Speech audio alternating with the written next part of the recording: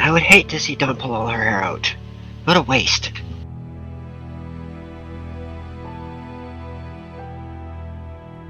As long as she's pulling Blixit, who cares?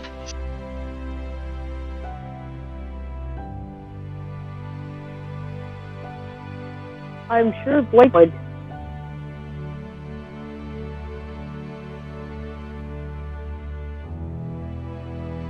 Well, he doesn't have a lot left anyway, so... It still hurts.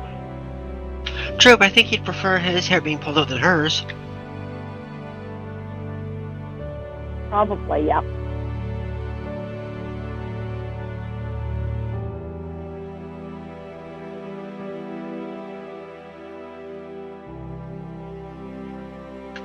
Wait, what's I gonna say?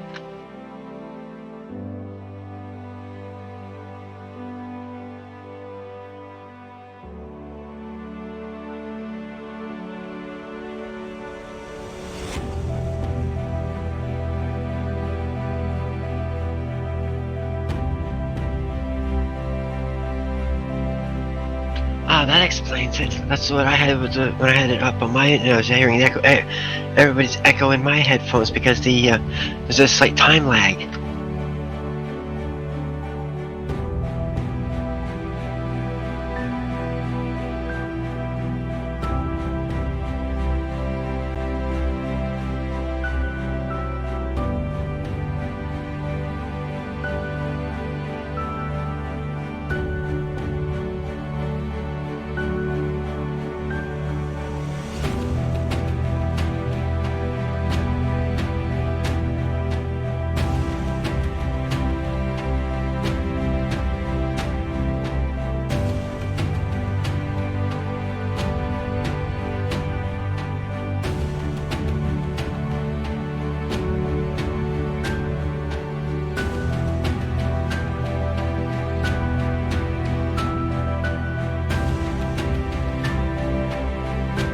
Alright, just give me a minute to log into it.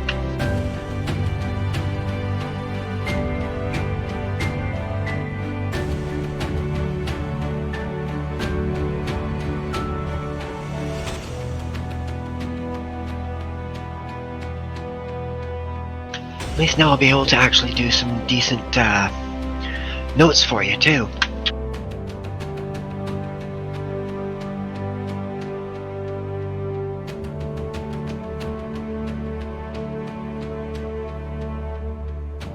I found keeping my journal open while we're gaming and typing in it worked rather well. Yeah, but this way Aaron can actually access the notes I put in, too.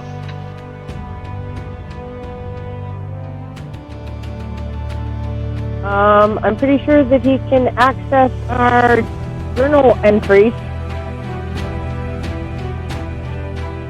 Oh, you mean on World Anvil? Yeah.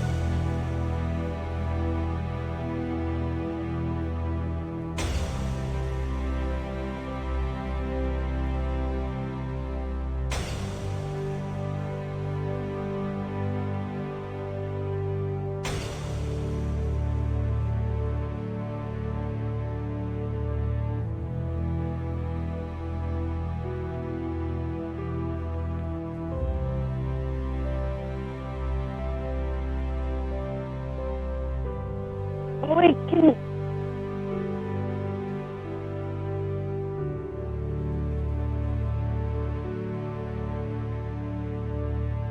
Maybe, I don't know.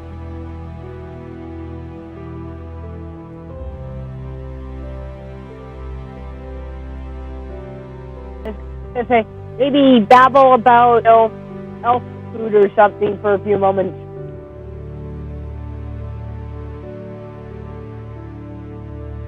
User entered your channel.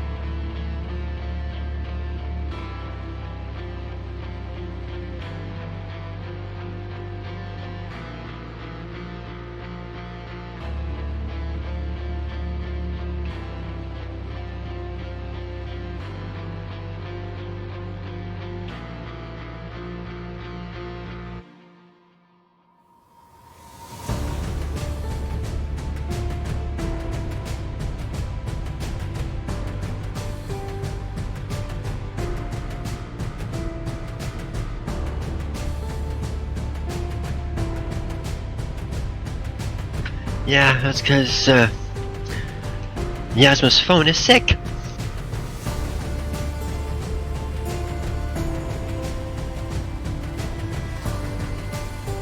Who gave her phone COVID? Hopefully the cure that we've tried to implement will work.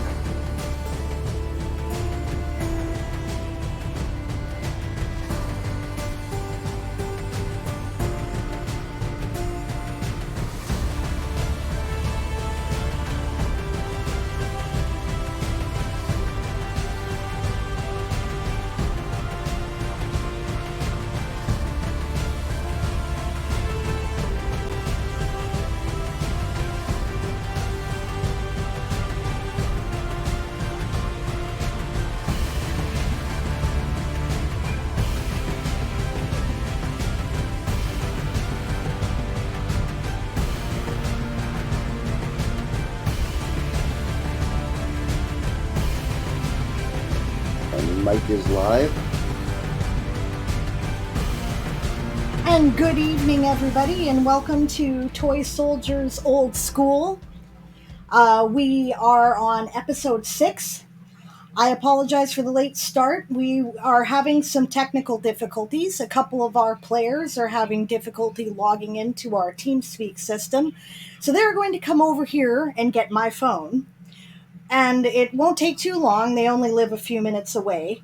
But unfortunately, we're not going to be able to entirely start until then. In the meantime, we've had quite a lot of people who have followed the channel since our last broadcast. I would like to thank Secondhand Samurai, Karan J. Fox, Aaron Ree, thank you, dear, Miladaman, Sarah Grimm 2, A Dragon Writes, Author Goddess, Itanshi, Wordwin, Chotaku.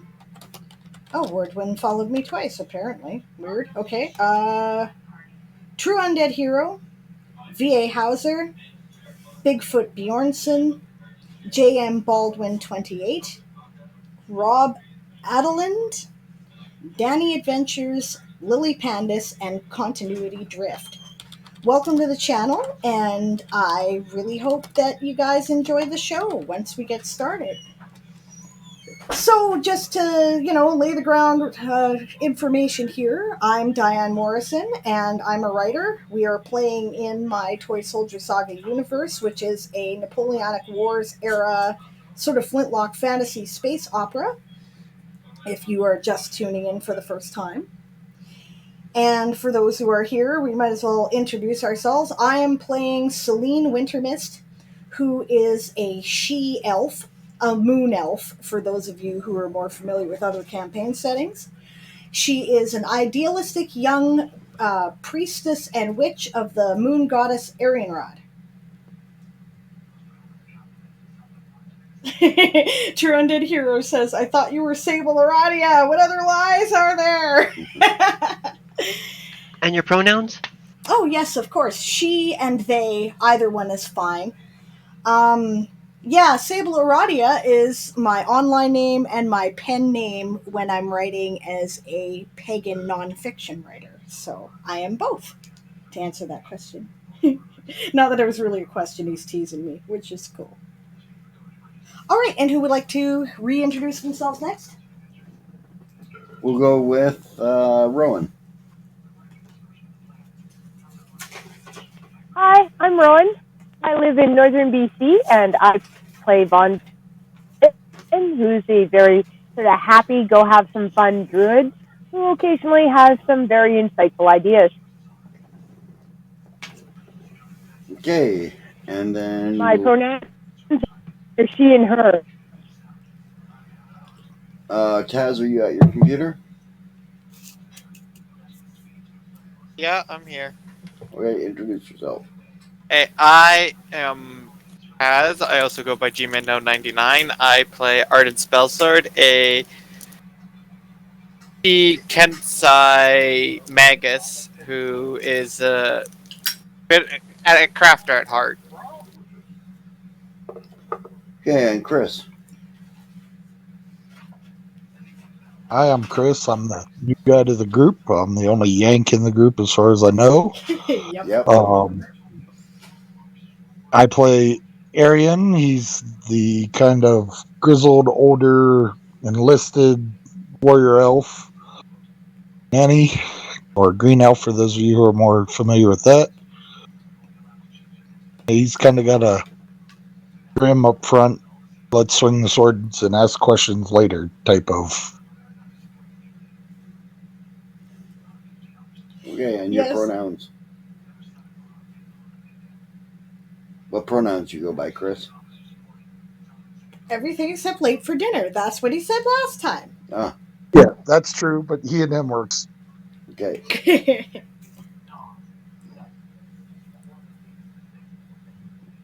And you are? And Brianna. Oh, Brianna, yes. Sorry, I thought she'd gone. I had to leave the mic a minute. Alright, my name is Brianna. I'm playing Madrimlian. He's a altruistic elven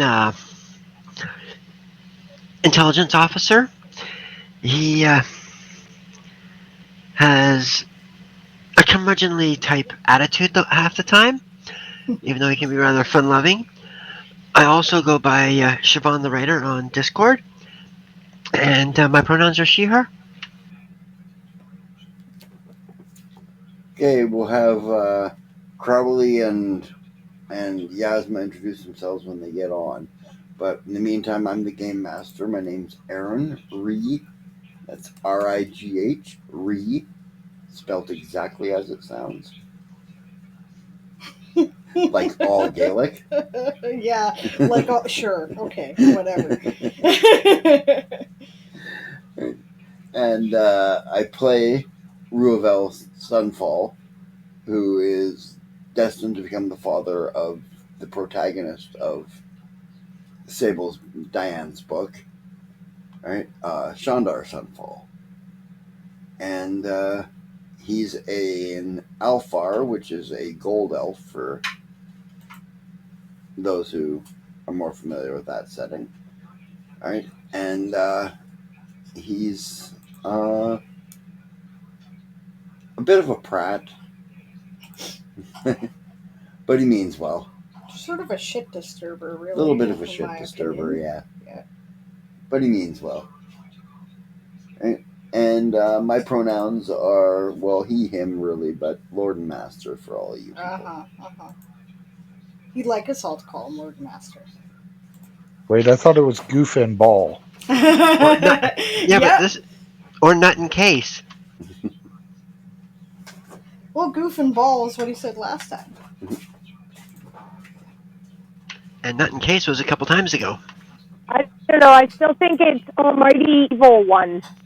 I like Almighty Evil One.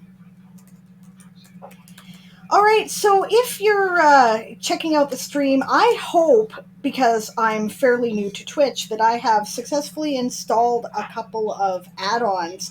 One thing that there should be is like a gift chest bonus thing that Streamlabs does, and it should, hopefully reward you for sticking with us and let me know if it's working.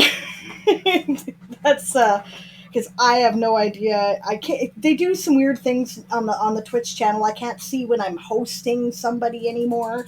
Right? I was working that way a couple weeks ago. I don't know why everybody has to change things all the time, but they do. Anyway, were we at a place, do you think we could get started without them, do you think? Or Not really. okay. Well, as I recall, had just finished up a couple of separate fights. And we're regrouping. Yeah, of course. Naturally, we're regrouping.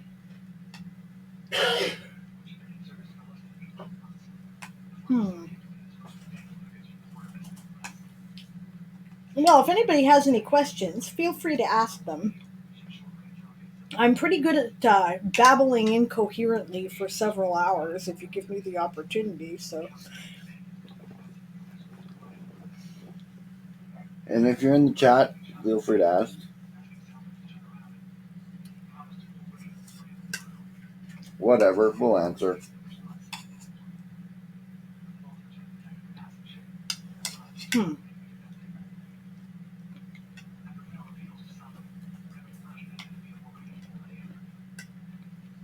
I'm hoping you cannot hear me chewing. I'm like, well, all right, I got a couple minutes. I'll put some food in my face, but.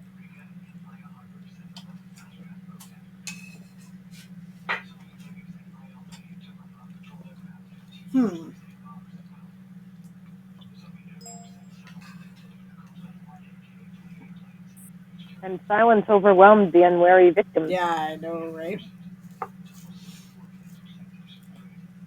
There's something wrong with your voice box? Don't encourage her. She'll sing. Oh, yeah. Yeah, but you know what she'll sing, don't you? What will she sing? I've got a lovely bunch of coconuts, because that's what she tends No. to sing. No. Okay, what? The song that she sent all of us on from YouTube. No, I don't know that one yet.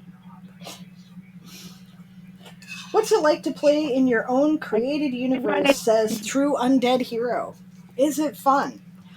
You know what? I think it's actually really awesome, because what ends up happening is that Aaron and the players, right, they tend to, expand upon ideas that I've suggested in there, and sometimes they go in directions that I had not seen. And I'm just so impressed. I'm like, oh, yeah, uh-huh. And I freely admit that I mine these role-playing games shamelessly for ideas that end up in the books. So it's really cool to have a different perspective. It's like having beta readers specifically for your universe, and that's amazing. You mean kind of like the look at the vines in the ship; they get darker as they head towards the grove. Exactly that kind of thing, which is something that Brianna came up with to describe how to find their way around the ship. And I think it was episode 1, so episode 0 actually. So thank you for the follow, Moonflower Writer. Welcome. And we all really enjoy being part of Sable's creative process. Well, they've been really cool, just good friends for a long time. Chris is new, but he fits right in with our lunacy, so I think that this is going to be fun. True Undead Hero says, I ask because I'm super nervous to start my campaign in my own created universe because I'm afraid my players may hate it. You know what? I doubt they'll hate it, and even if there are things they don't like, don't be afraid of that. Like, honestly, there are things that I tried to put into this universe that the players said, nah, that doesn't work in a role-play setting, or, that doesn't work for me, like that. Or that doesn't make sense. Yeah, there's stuff, or that doesn't work mechanically, right? Which when we err on the side of story. So if there isn't a mechanic for it, I'll make one. Right. That's why I'm converting. That's right. But right? He's. But sorry. there has been situations where Sable has said, "Well, it should work like this," and I said, "Well, that doesn't make sense." Or somebody said, "Well, that doesn't make sense because of this," and it got changed, right? And there's been some that says, "Well, that's the way it works here," and I went, "Okay, I don't like it, but that's the way it works." So The point is that it's really helpful to have that creative process and to test these ideas with other people, because then they can give you feedback, and that's really useful, right? We, Aaron and I, just got into a animated. I won't say it didn't get heated, and it wasn't an argument, but it was definitely an animated discussion about how we were adapting, because obviously for space combat, our adaptations are going to be loosely based on the Starfinder information, since that's designed to be compatible with Pathfinder, right? So he was arguing for force field shields, right? And I didn't want them. I'm like, listen, this is the Napoleonic Wars. This is space. This is Age of Sail, right? And he's like, yeah, but you've already established all the magitech in order to make that happen with the way you've described how the etheric membrane and the spin daisies work. And I went, oh shit, he's right. So I said, okay, but I just don't want to have this conversation ever in my books. Raise the shields. I don't ever want it to sound like a Star Trek deck, right? That kind of spoils the feel, right? So we worked out a compromise, but it's useful because I'd already put all that stuff in there. So if I didn't want that, maybe I shouldn't have put all that stuff in there, right? It's a natural extrapolation. It's a good learning experience. It's really cool. Well, welcome, Moonflower Rider, tuning in there. The rundown of what's happened so far is that we have a bunch of midshipmen, right, which are junior officers out of the chain of command, right, that are learning to be officers. They're not even adults yet, and they have left their planet and gone to the moon of their planet to assist a colonization effort that the military is escorting to a colony planet. Right? The system being used is Pathfinder First Edition. Right. Currently, we are in the middle of, while we were assisting on the ground, we ran into some smugglers who were working actually within the Navy. We're nominally a part of. Well, we're actually a part of, but apparently they are using the Navy for their purposes, these guys, to smuggle conflict diamonds off of the moon. This is illegal, and we kind of caught them at it, and they tried to kill us, and first they tried to bribe us, and we wouldn't have that. So then they tried to frame us for being part of their little club, which we caught on to, and now they're trying more aggressive measures, and so are we. We have broken into their secret hideout, and an entry into their...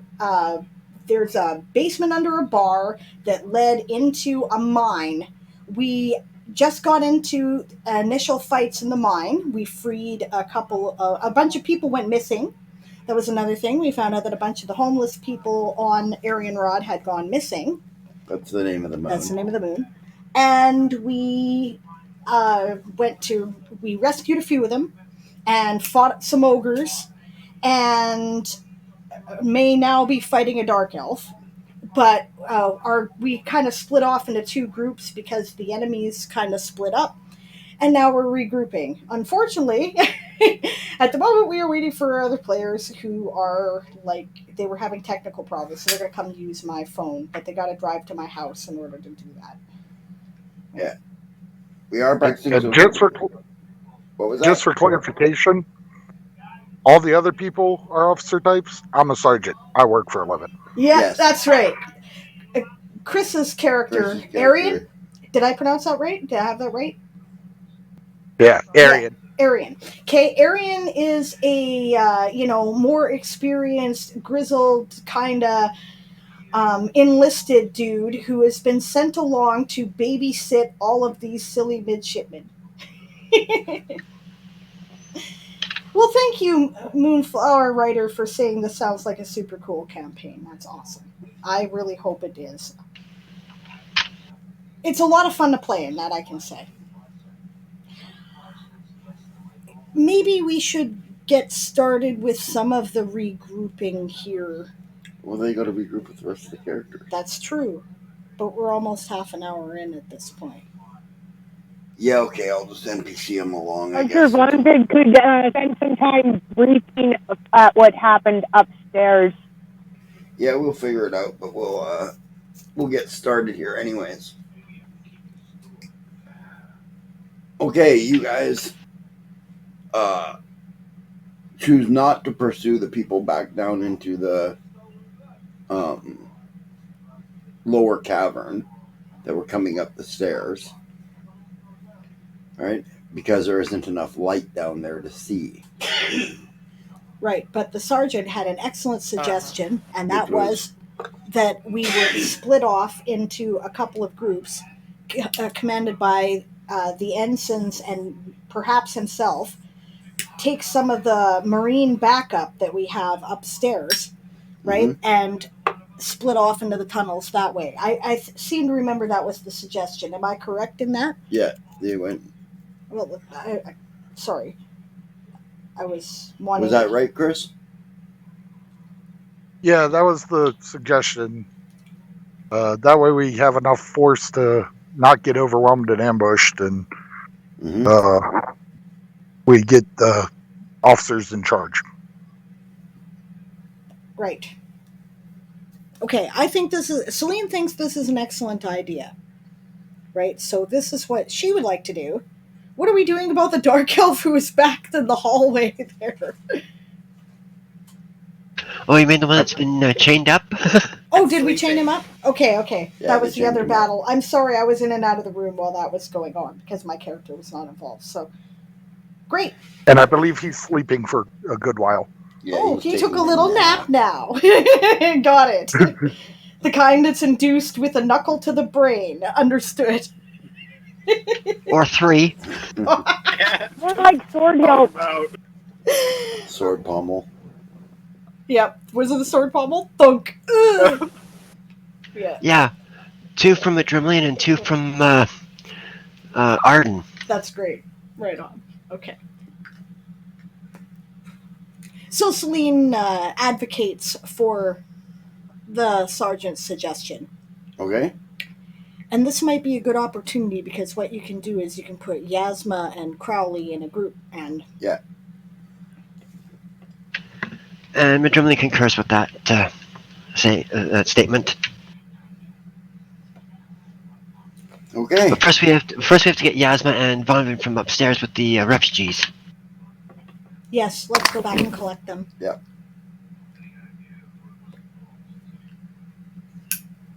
I'll stay in the room down there on guard at the top of the stairs. Okay. Yeah, Ruabel stays with you. Good idea, guys, says Celine when she sees you're not coming up. Celine? I'll stay here with them. I'll stay with them. No, you gotta come upstairs. You have to take command of some of these Marines. Right.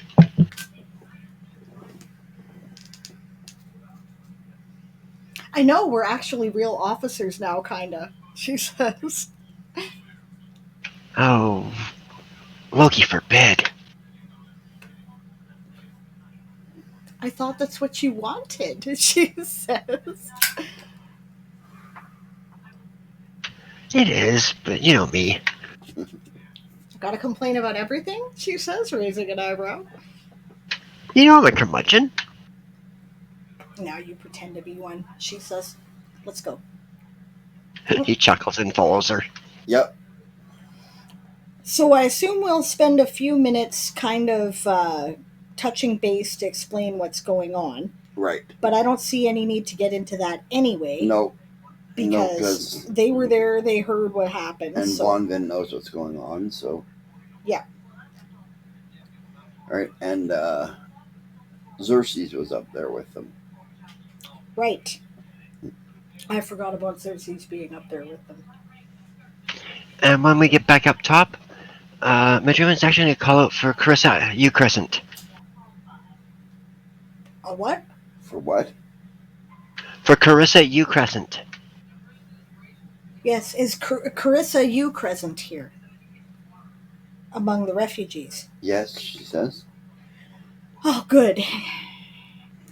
Oh, the gods be praised. You were missed, she says. People have been looking for you.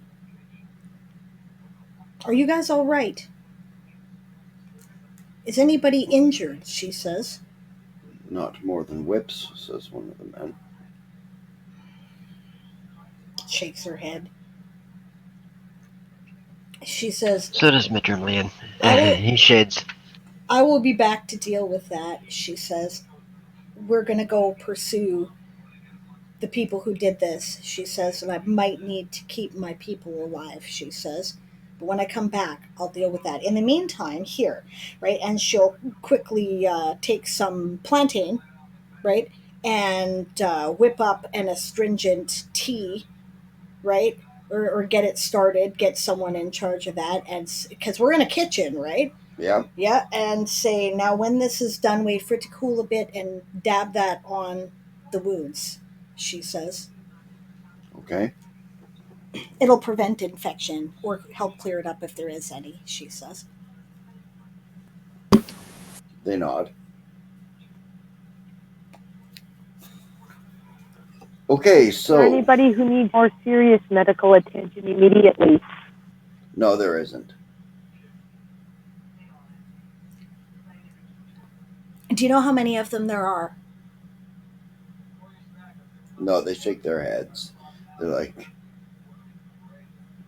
a bunch of dark elves and a bunch of other elves. A bunch of dark elves. And a bunch of other elves. Okay, she says. She looks over at Madrimlian with this what the fuck kind of expression. He just looks dour. Dur. It's pronounced Dur. Which I did not know until just now. Likewise.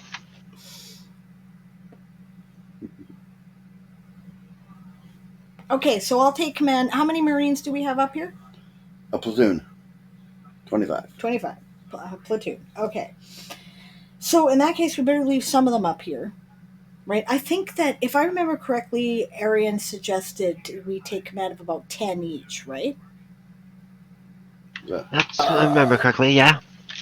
Have that many. Cough, cough.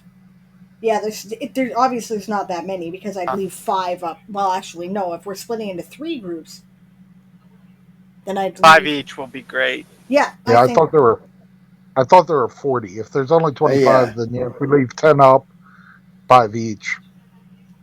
Okay, so we'll do that. Okay. And we'll get some lighting sources, and we'll put some of our tougher people in the front because, yeah. We have lots of lighting sources. There are massive torches down there, remember? Yeah. That's true. No, you We just light the with torches as we go. What was that, Arden? Light the torches that they already have there as we go. Okay, Aaron says he's looking for a pencil. Are these pencils? No, there's a bottle of rockets. Oh. I said you can't write with a bottle rocket. Oh. Yeah, that isn't true.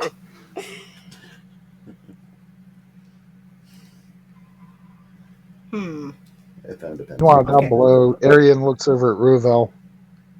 Didn't that dark elf have a thin blade? Yes, he did. What happened to it? It's over by the door. I'll go take a quick peek at that and see what kind of quality it is. Very good. It's definitely of masterwork quality.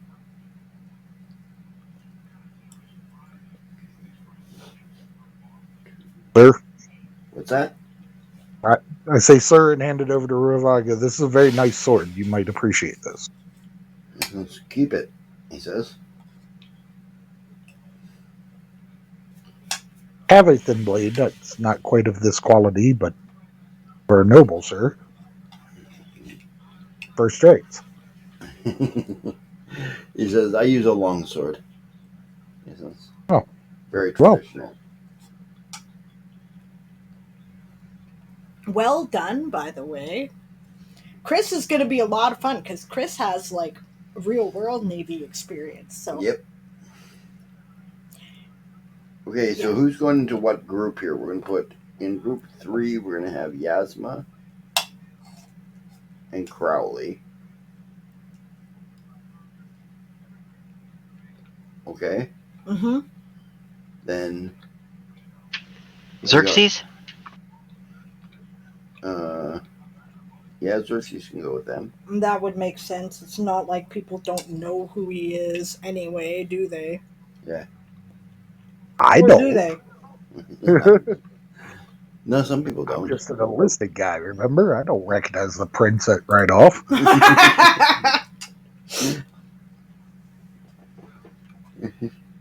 I just think he's Louisville's brother or cousin or something. Brother, Let's go on yeah. that Sunfall. Yep, that was our that was our excuse, which is cool. Okay, so we put Madrimlian in one.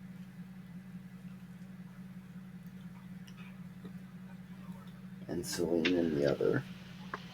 I'll take Yasma and Arden if I could. No, you Yeah. can't because we're not splitting up Yasma and Crowley because we're going to do them third so that we're not. I meant Vonvin. I meant Vonvin and Arden. One Vin and Okay. Arden. Okay, that Gives me leaves, someone who can fight and someone who can heal. Makes sense. that leaves Ruavel. Here. Going Thanks. Great. Ruavel and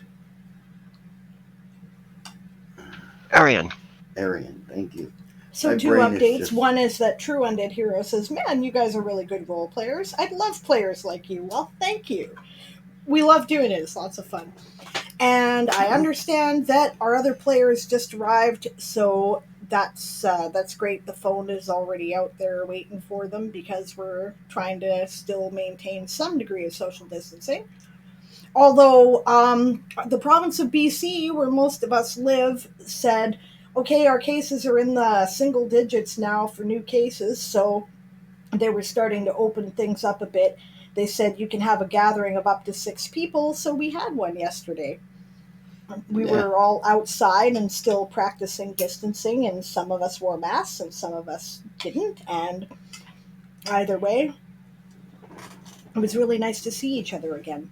Yeah, and we had a barbecue. Barbecue. Barbecue. Okay. Hi, can you hear us? We gotcha. We gotcha. Can you hear us? Yay! Yes, I had to we figure it out. I had can. to push the talk. Oh, sorry. Yeah, I should have warned you about that, but you have to do that because otherwise you hear an echo. So Okay. great. All right. So we are just now splitting into groups to go and pursue the bad guys down the tunnels. The we stream's still on, waiting for the game to start. Oh yeah, Oh, right. shit. You forgot to put the picture up, and you didn't put the background music up either. I'm sorry, we were all a little distracted, worrying about whether or not our other players were going to get on. So User in your channel timed out. Oh, She just dropped. They'll come back on. they just dropped. Okay. Yeah. User entered your channel. Welcome back. No problem. If we keep losing connection, we'll just go to Timmy's and use their internet there. Okay. Alternatively, you could come in and maybe sit in the study or something. No, because Jamie's going in the Oh, study. right, because Jamie's going in the study. Well, or sit outside if you like. Get closer to the. It's because of proximity to the Wi-Fi, right?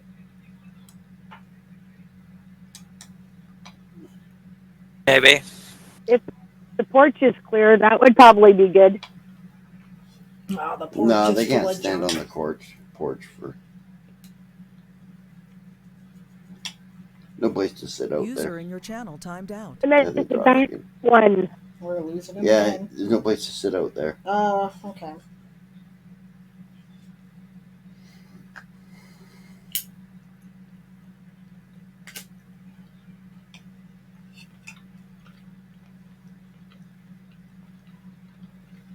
Well, why don't you get started with Madrimlian's group? Mm-hmm.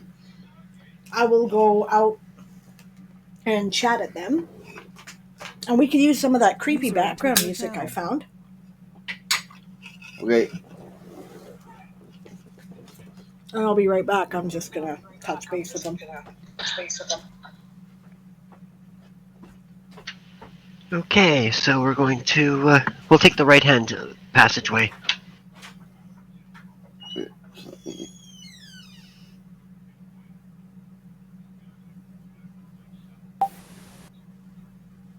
London will stay approximately the middle of the grouping.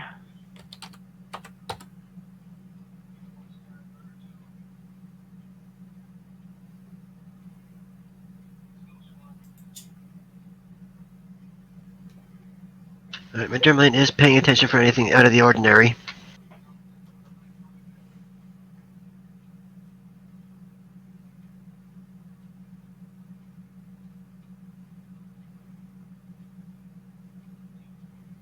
With sword in hand, by the way. Yeah, because you're not dumb. Exactly. We're also watching out for the alcoves because they might be set up for ambushes. User in your channel timed out. They're going to Timmy's? Yeah, they're going to Timmy's. But I told them what was going on and that their group is in the last group, so no problem. We'll just carry on. Yep.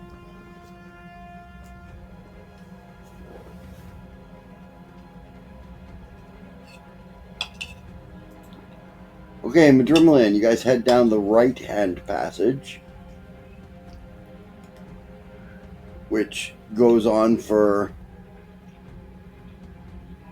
some distance. Right? There is no torch scones on the wall down here. Oh, well. There was upstairs, but not down here. Just take one of the torches from upstairs.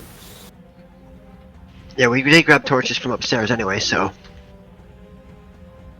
You have Vonvin, right? Yes, we do! Vonvin said she had an ever-burning torch. Yeah, but they are expensive. Oh no, I was ever-burning torch. mistaken. I got User entered your characters channel. mixed up. Ah, But I do think I have a light spell. Just let me look. That's a cantrip. Not that great at lighting, but it works. Good enough for low light vision. yep. Yep, that's the advantage of everybody having low light vision. That, I think and it you can be were sent all ahead of us, elves or too. something.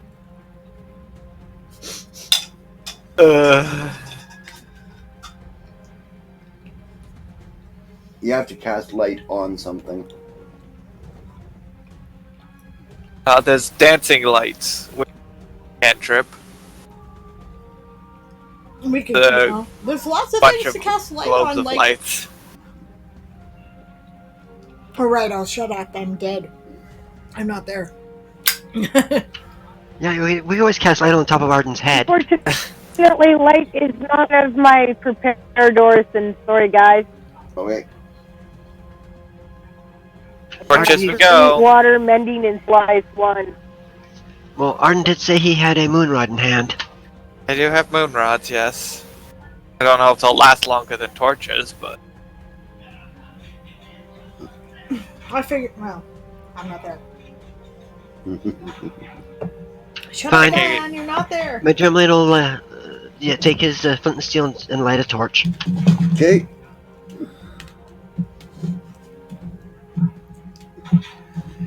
The light casts down the hall and casts horrific shadows.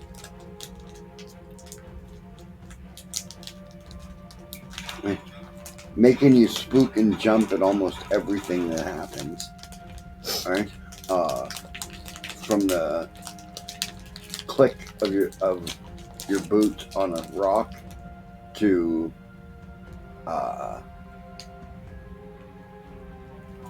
the sound of dripping.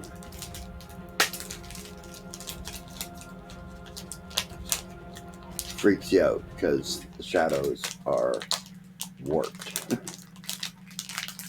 And waver and move around, yeah, I understand that. So let my eyes get accustomed to the flickering light from the torch before we continue too much farther. You can't get accustomed to flickering light. It's not possible. You can go to dimmer light. You can get used to dim light, but you can't get used to flickering light.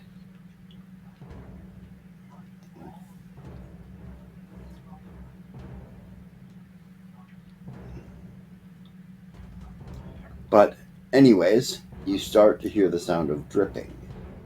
Boink, boink, boink. We've got dripping sound effects somewhere there. Yeah, somewhere, I don't know where. Well, look for the source of it.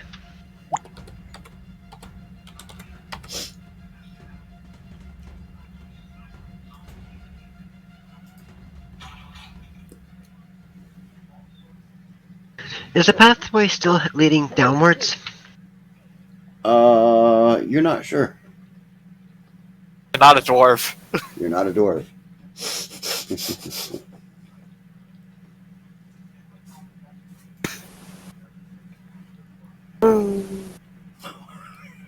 Okay, here's a question. Yeah, Am I having to exert additional force to keep myself upright because my feet are at an angle? not that you're aware of.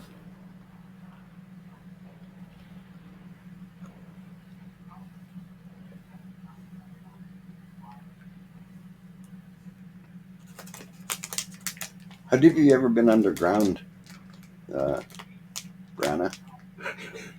I have. It's just sometimes the angle No, can be imperceptible. How deep have you been underground?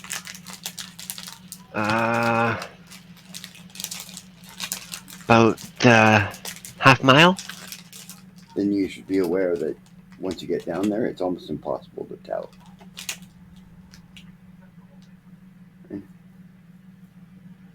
Yeah, that was my experience when I went to the mining museum in Sudbury. That's why I'm not, And I've been in there User in quite your a few channel months. timed out. User entered your channel. Yeah, now that I think about it, you're right. Okay. So, angle of feet doesn't help.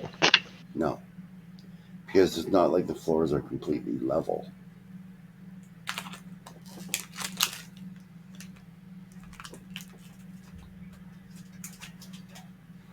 Right? But you could be going down, you could be going straight across. Right? The sound of dripping is getting louder. But what that is telling me is that they're in a rough passageway of some kind, right? Like it's not obviously hewn with like a regularly traversed floor. The floor has bumps and shifts in it, right? It's regularly hewn, right? The passageway, but it and it has rails on it too. That's the other thing. So Right. So if it's going down, it's not at a sharp angle. right, Because you could, if there were rails, see a sharp angle against the wall, but obviously there Yeah. isn't. So, okay. I've got an idea. Mhm. Take a marble, set it on the rail, and see if it rolls down. Okay, where are you getting a marble from, and how are you setting it on a rounded rail? You ever seen a railroad tie? Shoot, you're right. I'm trying to think of a. Where would you get a marble from? That's the first question.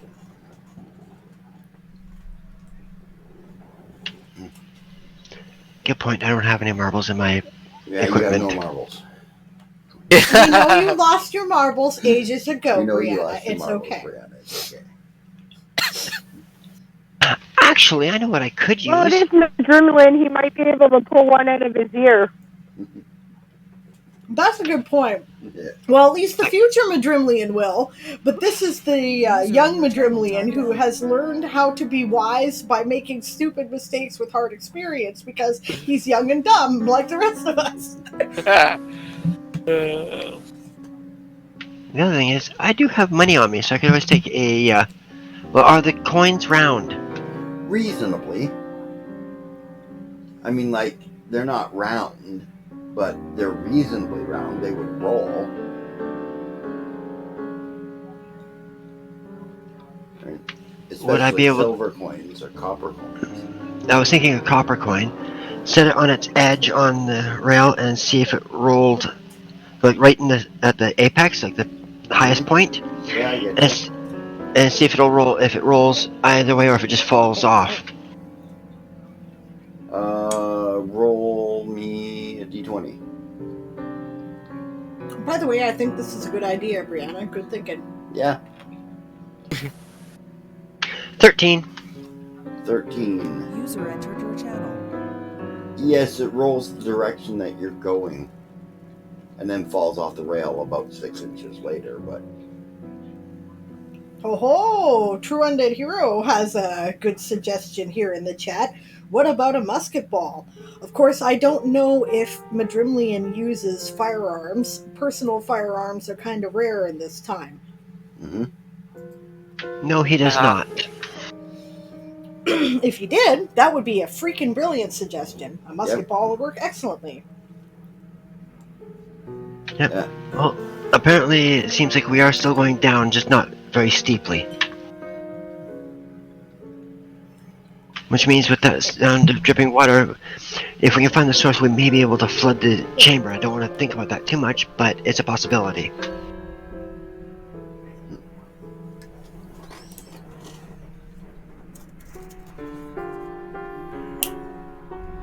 So you We're keep here. following the passage? Well, let's Yay! hope not, says Bonbin. Hey, Yeah, we'll guys. keep following the passage. I'm glad you guys finally managed to make it. What a craziness, eh? Technology. Gotta love it till it doesn't work.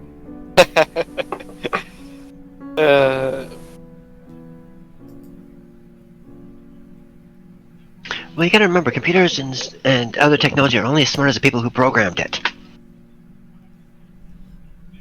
So, G-Man asked in the chat, right, is GIF a thing? No GIF are not a thing in this, right? No. We have replaced them with something that's not like as much as they've been As much replaced. as they've been replaced, they have been replaced by a very large elephant-headed creature that is very militant. Well, the males are militant, the females aren't. Right? Females are very matriarchal and motherly, right? Like elephants.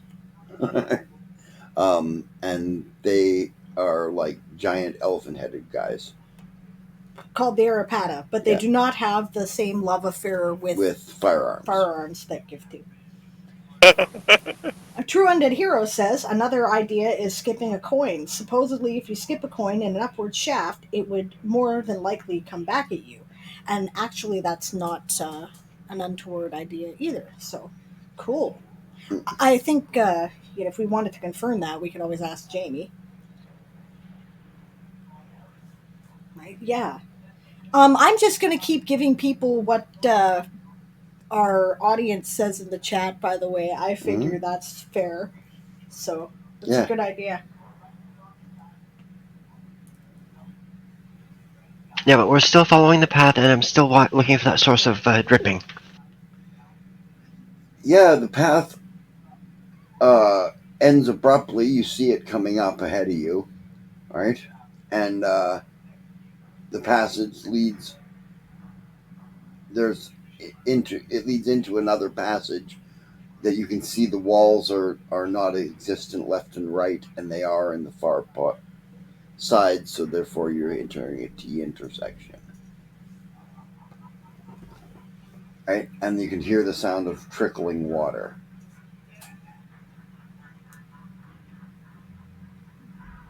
And it smells.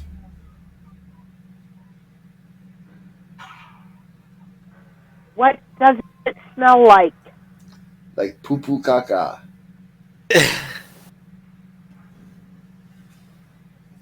Like rotten eggs So or stagnant farts? water Like with rotten things eggs or being farts or... With the latrines.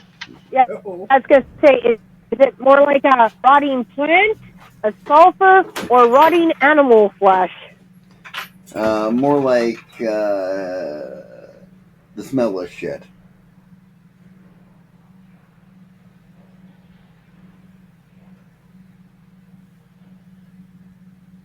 Right. I think we've discovered the direction of the latrine. Oh, fun.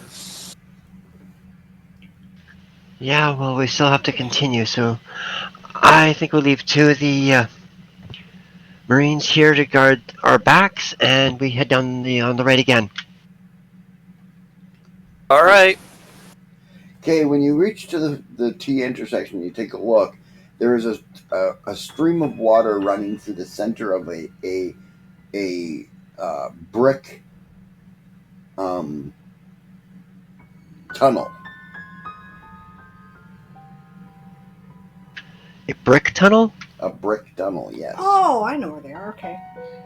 True We Undead found the Hero sewers. says, True Undead Hero says, my final suggestion is an old Utah mining trick called plunking, where you tie a heavy object on a string and you let it hang from a wall or ceiling. Yep. And that is also an excellent idea. Yeah. And I'll be borrowing this stuff when it's my character's turn. You just never mind. So, but yeah, I guess. Okay, sorry. Well, we just found the city's sewers, so that means they could get anywhere inside the city at this point. Yeah, they could be anywhere, but they should be fairly identifiable if we can get a search party out quick enough, says Bonvin, because they are going to smell. No. Not if they stayed on the edge.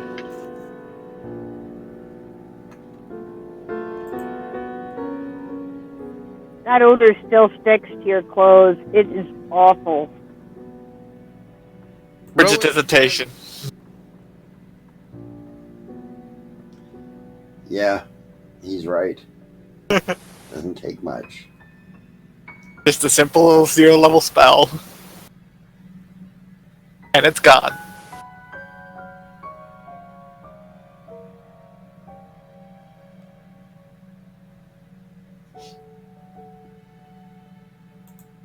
Alright, at this I'd point, say odds are good anybody who would play are long gone. I'd agree. Let's head back and regroup. Okay, you guys are heading back. Okay, in the meantime, we'll do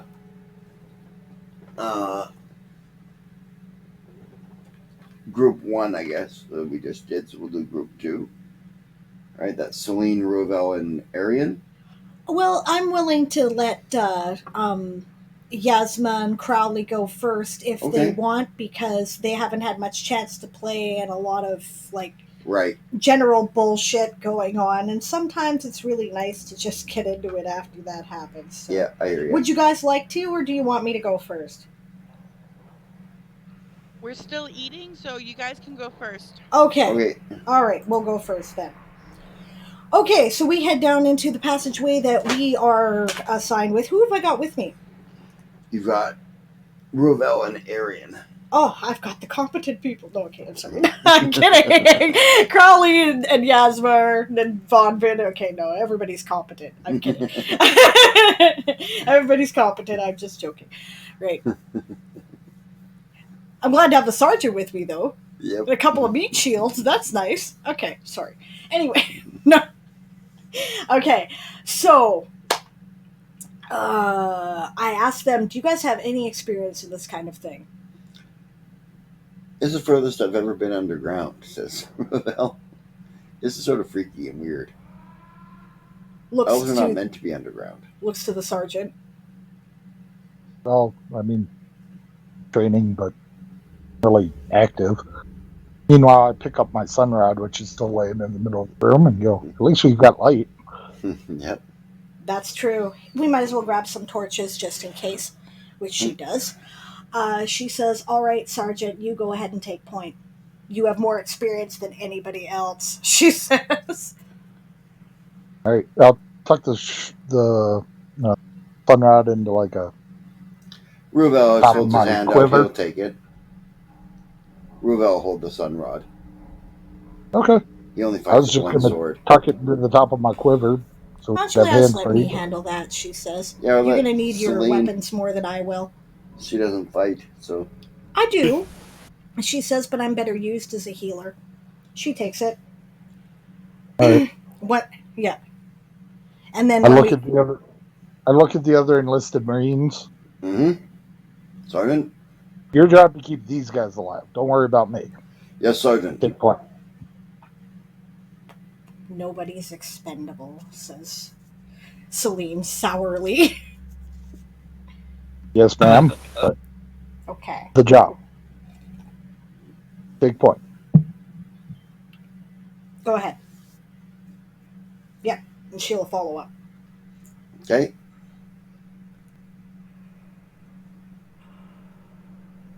Head down the passageway.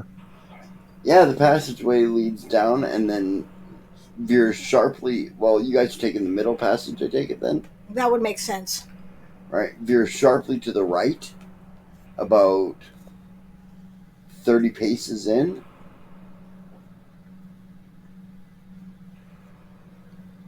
All right. And then, after turning right, it turns right again in about 5 paces Okay. and starts descending another set of stairs. Oh, we hit the jackpot, did we? Okay.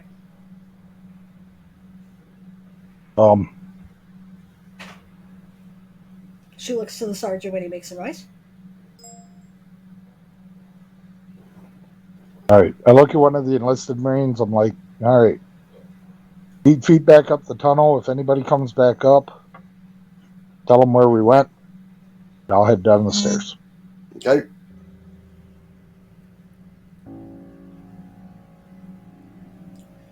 Yeah, Ruavel follows you up. And I'm behind Ruavel. And I guess the enlisted are behind us. I don't know. Yeah. Well, he ordered them to stay up here, didn't he? One of them. One of them, all right. Send one back to the other chambers that if anybody comes back up Right. where they went, they'll know where we went. Okay. Down we go. And down the stairs you go.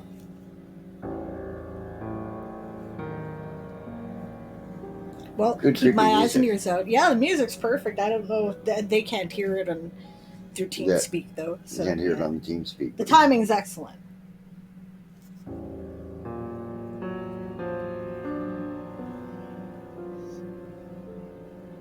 As you descend the stairs, all right, before your light hits the bottom, you begin to hear the sound of sibilant whispering.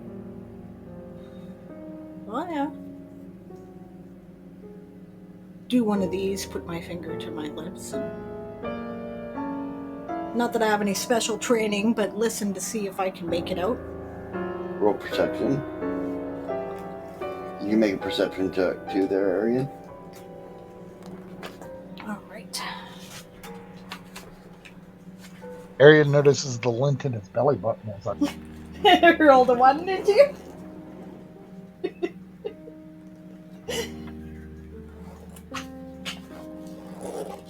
Aaron says, what? What was that? Okay. Yeah, she holds her finger to her lips and says, shh. And he goes, what? Speak up, I can't hear you.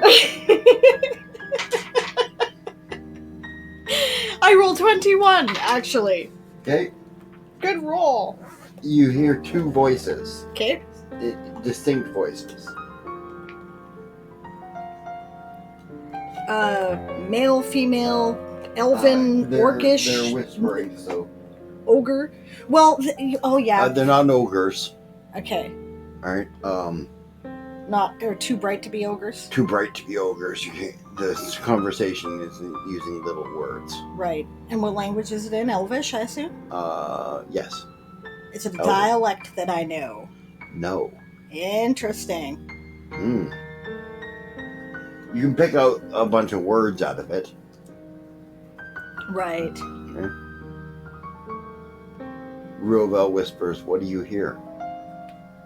She says, she holds up 2 fingers, and then she, I don't know, I'm trying not to make noise, hopefully they get my charades. I tug at an ear tip, right, and point to something dark, like the wall or pitch or, smoky color.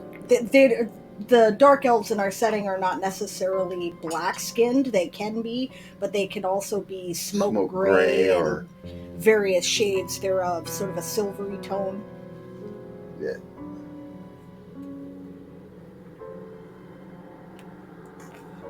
And she whispers, too, I think they're dark elves. Did you catch that there, Arian?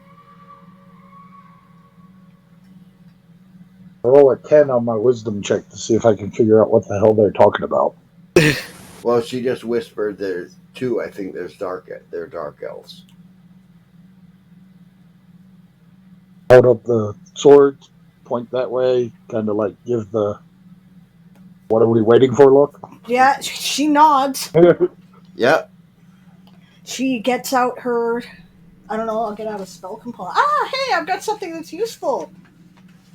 I'm sure I have a light spell somewhere. Actually, no, we have a sun rod. Never mind. Yeah. I don't need a light spell. I just go, ah, when I go in the room.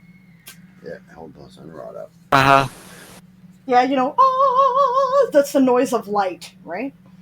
Because light makes noise in all the movies, right? Okay. Hallelujah. I was just thinking Hallelujah. can open up with a flashbang. But I'm not there, right? Ooh, yes. By He's me. not there. Can I use that anyway? Yeah. Okay, I'm gonna do my alchemy thing again and make myself another flashbang. Okay. And she grins, and she points to it and points to it and says to you guys, "Big bada boom." Cover your eyes, says Ruavel quietly to Arian. I avert my eyes and Yep. Can I throw around them effectively or not? Oh yeah. Okay, toss it. You can roll an attack roll. Well, I'm not actually intending to hit anybody, but takes that's a 5 okay. to hit a square. Well, it helped us when it hit the other guy in the eyes, so. I rolled a 16 on the die, which means. Okay, you drop it right in front of them. Excellent. I charge on its heels as soon as it bursts. Yeah, you hear one of them say in Elven, "What that?" And then it goes off. And are we now rolling initiative, or is this a surprise round? You roll initiative for a surprise round, didn't you? Damn it, okay. And they both shriek out in pain. And there's a bunch of others shrieking at this point.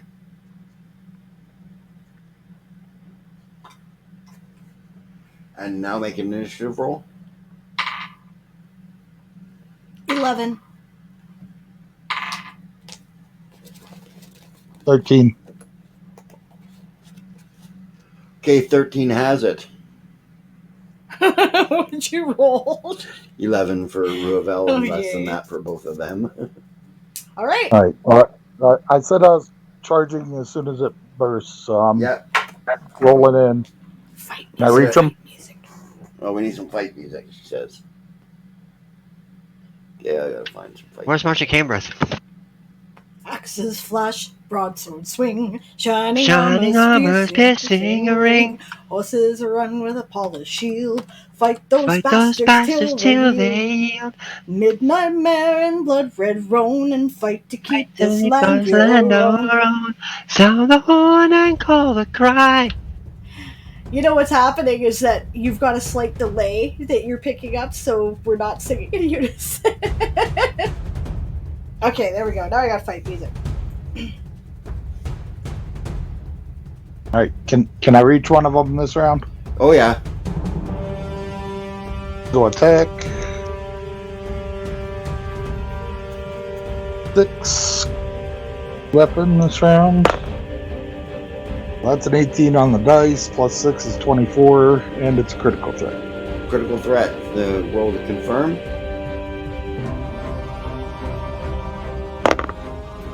Another 18. Okay. You confirm a critical hit on him. Nice. You're using a thin blade. They do double damage on a critical hit. Nah, I still have the other one in the other hand. It's just a single attack this round. Yeah. Roll your damage. 17. 17. You skewer him right through his solar plexus, right? He goes to shout out, but with no solar plexus, that's a little hard, right? And he sort of collapses on his knees, and you push him off your sword with your left boot. Right?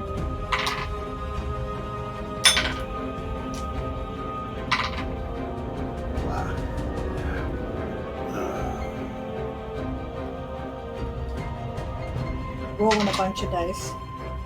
Rolling dice. Ruvel chops downward onto the other one and hits him right in the clavicle, right? Blood sprays out, right? In a red burst that could only mean that he hit him in the heart. Yikes. Right? Carved him straight down through his clavicle into his heart. Right? And he falls back. He critically hit too. Nice. Right? Okay, I'm going to take my action to double check and see who else was screaming. We expected there to be two people in here. There is a whole bunch of people in a pit. In a pit? In a pit. Okay, like, so we're coming into this room and we look down and there's a pit. There's a pit, yes. How deep does it go? By the light of your low light vision, probably 30 feet. Okay, and they're like, okay, so they're like 20 feet, 20 and some feet down from me? Yes. Fuck, okay. Does that take all my action, and do I still get time to do something else? You can do something. Okay, because I hesitated, right? I was looking around. Yes. Okay. I don't think I have any useful spells. Was I smart enough to pack some rope? Yes. Are they combatants? No. I don't care, right? At this point, they were trying to yell. I saw that they were trying to yell, right? No, they're like, Oh, okay, never mind. you know, covering up and, oh my god, there's something going on and we don't like it. Okay, it sounds to me like these guys have it well in hand. There are only two. One's dead. One's almost dead. They're both dead. They're both dead. Well, okay, in that case, I'm going to listen to make sure there's nobody else coming down. Like, is there another passage? I'm going to go over there and double check. Okay, you move around the pit. Yep. Okay. Now I'll move on to the other guys. Are you guys done eating? Yep. Okay. All right, let's switch over to some creepy descending music again then. Yeah.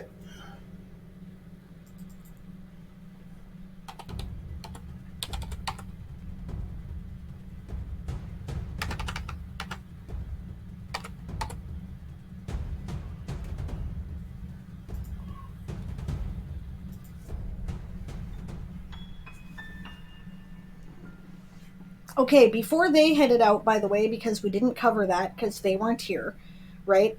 Since their group is Xerxes, Yasma, Crowley, and 5 Marines, right? I put Xerxes in charge.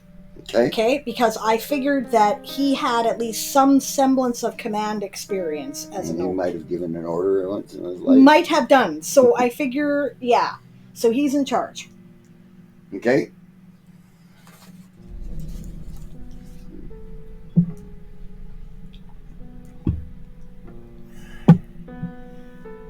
He lights a torch.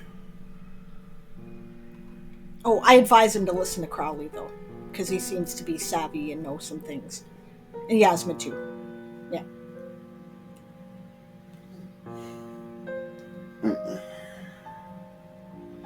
You guys are going to be heading down the leftmost passage. I heard Blake in there.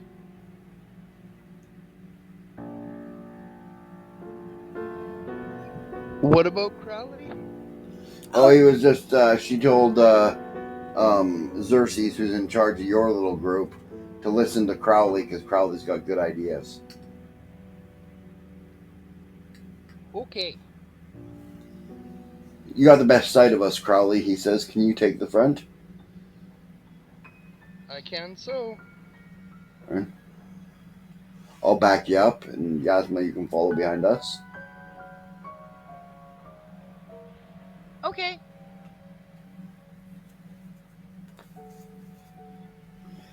Yeah, and the Marines will follow behind you.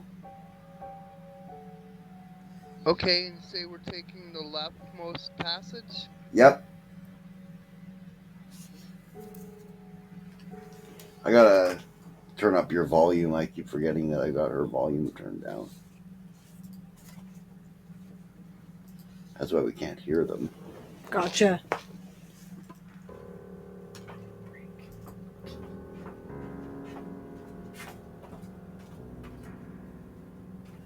Can you hear us okay now? Yeah, you guys hear them okay? Oh yeah, I can hear them fine. Okay. The passage continues on for a fair distance underground.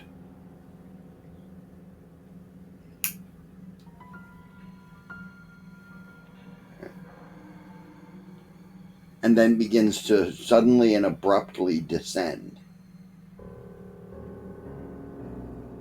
Okay.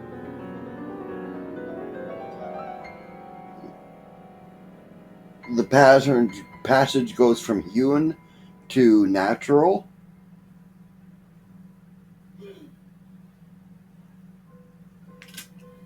Okay, like a natural cavern system? Yes.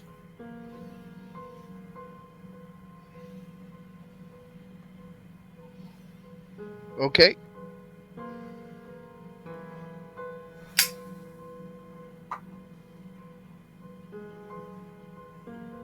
And you guys begin to descend in there, I take it then? You are in the front. Indeed so. we do. Yep. We're descending downward. I'll let everyone behind me know. Okay, Xerxes sends one of the Marines back to the thing to let everyone know that you guys went down.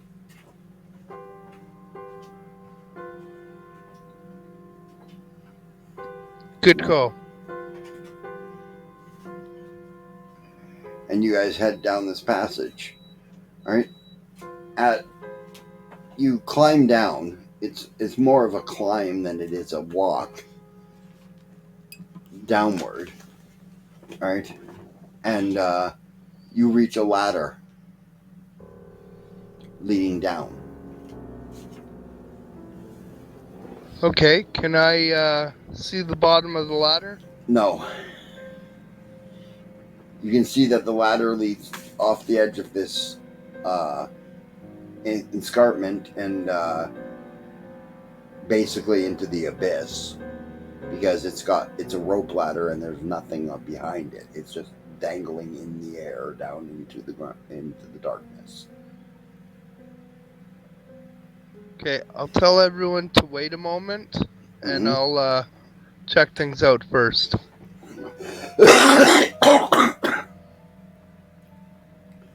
Okay. I'm gonna head about 15 rungs down the ladder and see if I can see anything further down. Okay. Roll a perception check.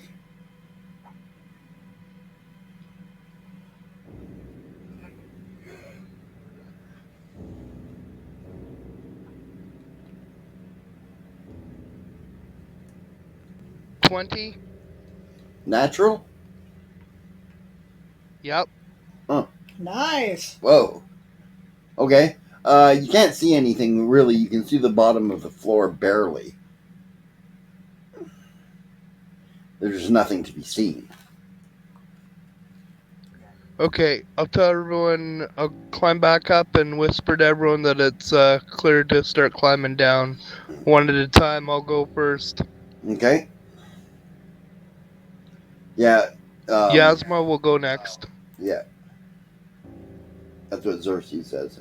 Or Yasma, you go down.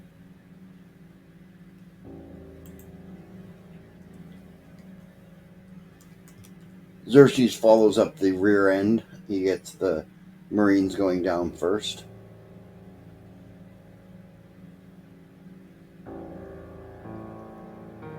And at the bottom Okay.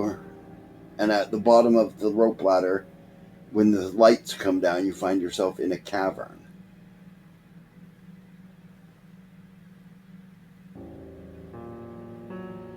Is it a big cavern or a little cavern? Fairly large, probably about as bright as you can see. You can barely make out the walls of the cavern around there, right? And one area is slightly darker. You think that might be a passage out of the room. I go a little closer and bring my torch with me to see if I can see more clearly. Yeah, as you get closer, you can see that it is definitely a passage out of the room.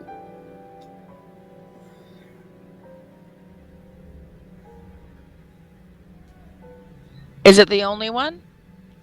Yeah, apparently. So I'm going to let everyone know and say, hey, let's go check this out, guys. This looks like the passage out.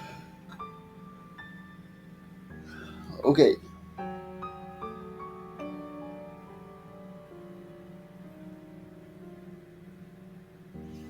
Okay. So back at the first group, Madrimland. Yep. What were you doing there? We were heading back to regroup. You were heading back to regroup. Okay. You make it back to the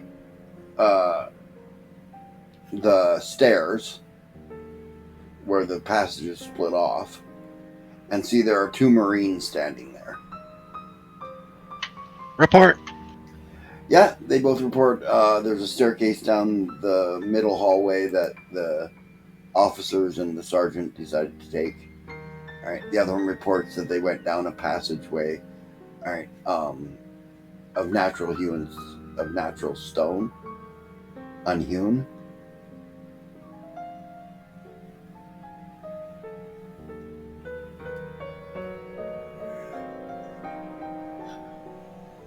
Figures we'd be the ones to get a sewer. Uh-huh. Right, so here's what I'm thinking.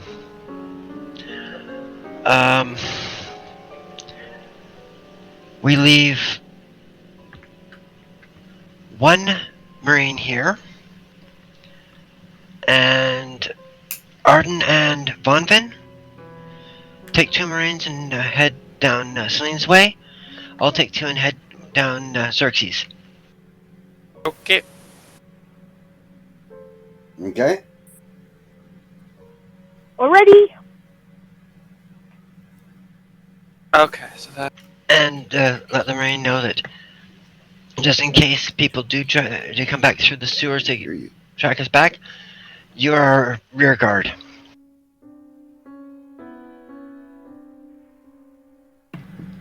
Right. Yeah, it's about that point that you hear a loud bang come from the central hallway. Uh-huh. Madrimland chuckles and goes, she's at it again, isn't she? Oh. I'd say double time it, you two. Move. Go. Yep. Yeah, you guys run down there? Yep. Okay. And you head down the other passage? Yes, I do.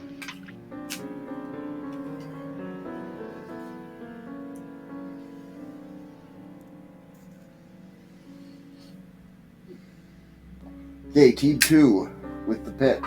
Right. Right, you make it around the other side of the pit, and there is a passage out of here. A very large one with rails, dual, like side-by-side railway ties. Ah, so like a double gauge, like not a single gauge, but a double gauge mining cart kind of deal might go down there? Right, well, two mining carts side by side. Two mining carts side by side. Ah, one up, one down. Fair enough. Is there a mining cart near it? Yep. Okay. Alright. She says, can one of you guys keep an ear on the passage here? Ravel nods. Yeah, she goes over to the pit. She says, she looks down at how many people, what races. They're elves. They're all elves, okay. Yeah, and there's about a dozen of them down there. Is everyone okay? She says. I think so, says one of them. What were they doing? She says. Why did they put you in this pit? It's a mine. Oh, okay. Of course it is, she says. All right. Let's get you out of here, she says. Are you chained up down there? No, but we haven't eaten in days. Drop your rations, guys. Yeah. Drop your rations. Yeah. Unsling my backpack and start digging for him. Yep. And so does Ruavel. Yeah, she digs out her rations and says, share them around a bit, guys. Well, there's enough food there between the three of you to feed 12 people for a day. Yeah, the idea is, I want them to recover a little strength if they can. I don't really have a lot of time to wait, though. I don't know if somebody's coming back. She says, are there more people further down the mine, do you know? Yes. Okay. Processing the diamonds. Right, she says. Okay, let's see if we can get you out of here. How did they get you in here? Push? They just pushed you down. She bites her mouth. She looks really angry. Well, Okay, that's about when Vonvin and Arden arrive. With 2 Marines. With the Marines. Oh, good. You're just in time. We need to get these people out of here, she says. Yeah, I pull out a rope. Yep, even got rope. So do I, says Bonvin. Great. Good Lord God Almighty, we found a sewer. Whoever went our way, they're long gone. Well, that's unfortunate, she says, but I'm glad you're here now. Here, let's get some rope down there. Either tied together or, make sure there's enough rope to get them out. They both have 50 feet. Yeah. Well, yeah. You can even make them a ladder with this. Yep. Ma'am. Yes. Sorry, Sergeant. I suggest we leave a couple of Marines to handle this part and push on before we lose our trail. You're right. Okay. Yep. We can handle it, man. Okay. When they're done, they can help these folks up to the kitchen with the other slaves. I'm sorry. I'm a healer. I was thinking that stuff first. Let's go. You're right. Lead on, she says. Yeah, in the meantime, you guys follow into Team 3. Go down the natural hewn passage. Okay. Okay. All right. Yeah, basically it carries on for some distance, right, and then starts going back up again at a gentle slope. Okay, we keep following it. Okay, as it gets up, you can start to see stars. Found a way out. So it's a way out then? Okay, Yeah. so we follow out to see where it leads. Out into the forest outside of the city, in the hills. Take a quick look around, see if there's anybody about or any other things around the entrance. No, the entrance has been very cleverly disguised to look basically like a bear cave. Including with, bear shit in the area and stuff.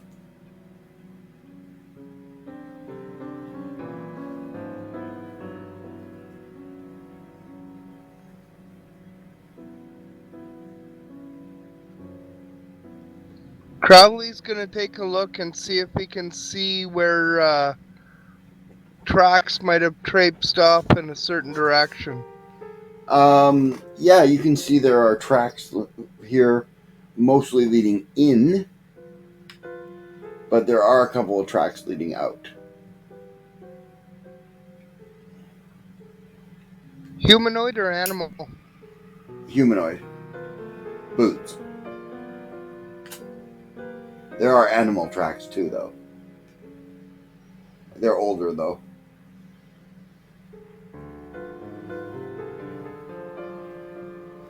We're gonna go back and report and come back and follow those tracks. Okay, Xerxes says, we'll send one of the Marines back to report. Right, that's about the time that Madrimlin arrives. Report. Nothing to report, sir. You see what we've seen. Fair enough. Crowley, you get any thing that I might not have noticed?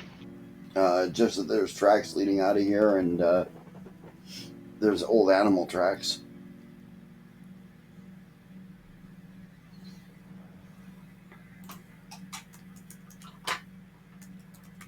Alright, inspect the boot prints and see if they're regulation Navy boots. Couldn't tell. They're hard soled. That's all you know.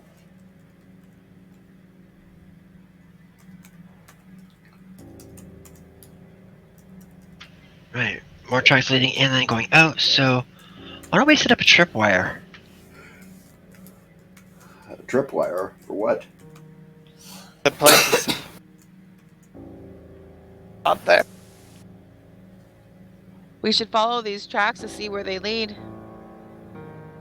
I agree, but we still have fellows dealing with other things in the mine area. And since this isn't the mine, the center passage has to be the mine, which means we should go to give them a hand.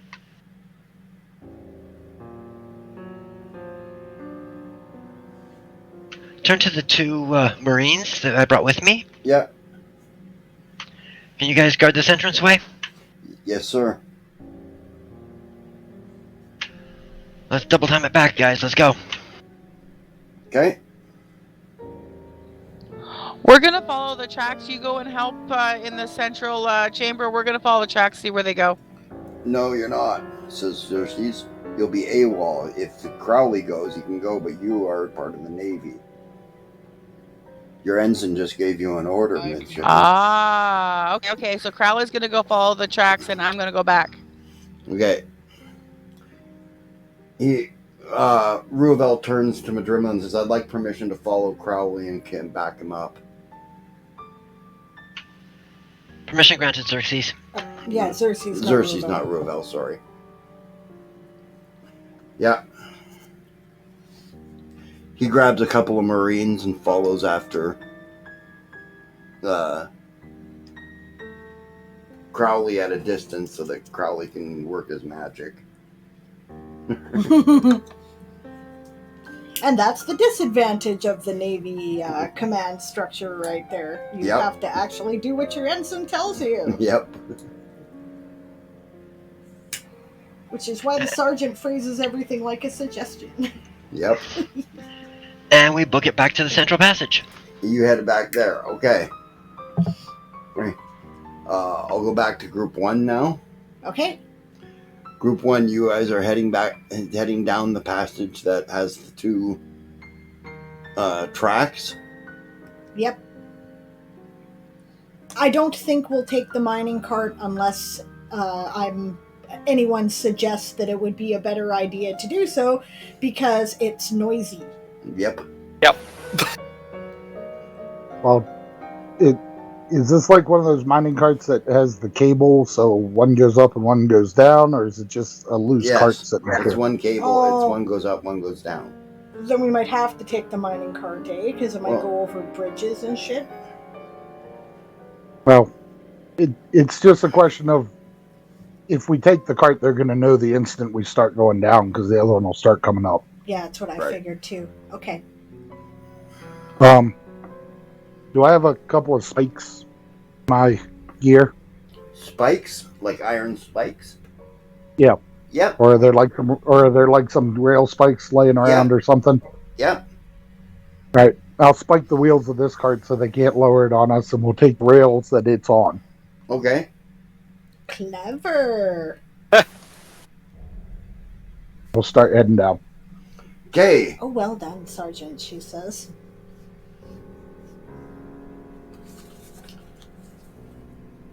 Yep, follow. Yeah. Crowley, do you have We're tracking? not in any god awful rush here. We're just kind of moving cautiously. Yes, I hear. Crowley. Hold on a sec, he's checking.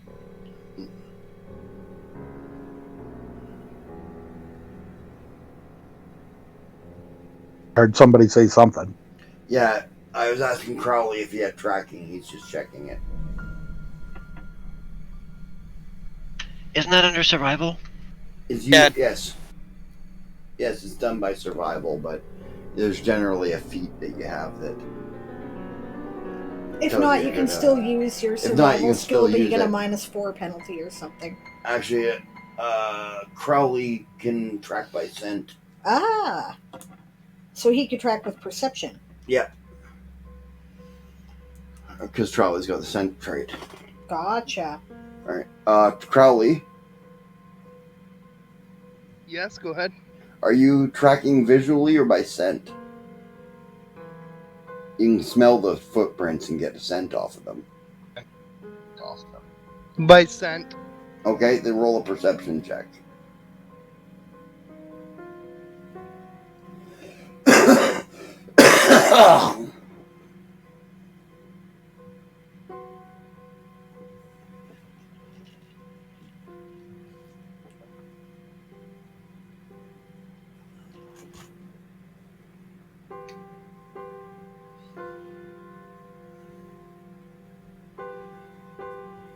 I'm gonna use my cat's luck to make a reroll. Okay.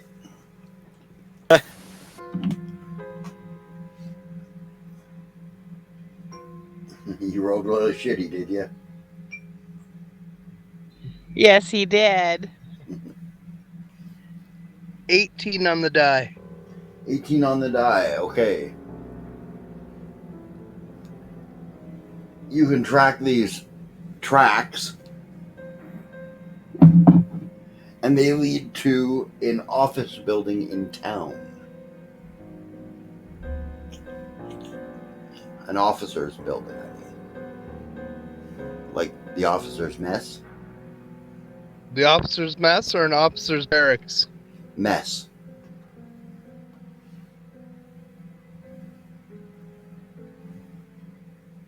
Tenport, does the aroma smell strong or weak? It's weaker than you would like. All right, but strong enough that they passed within here within the last few hours, anyways.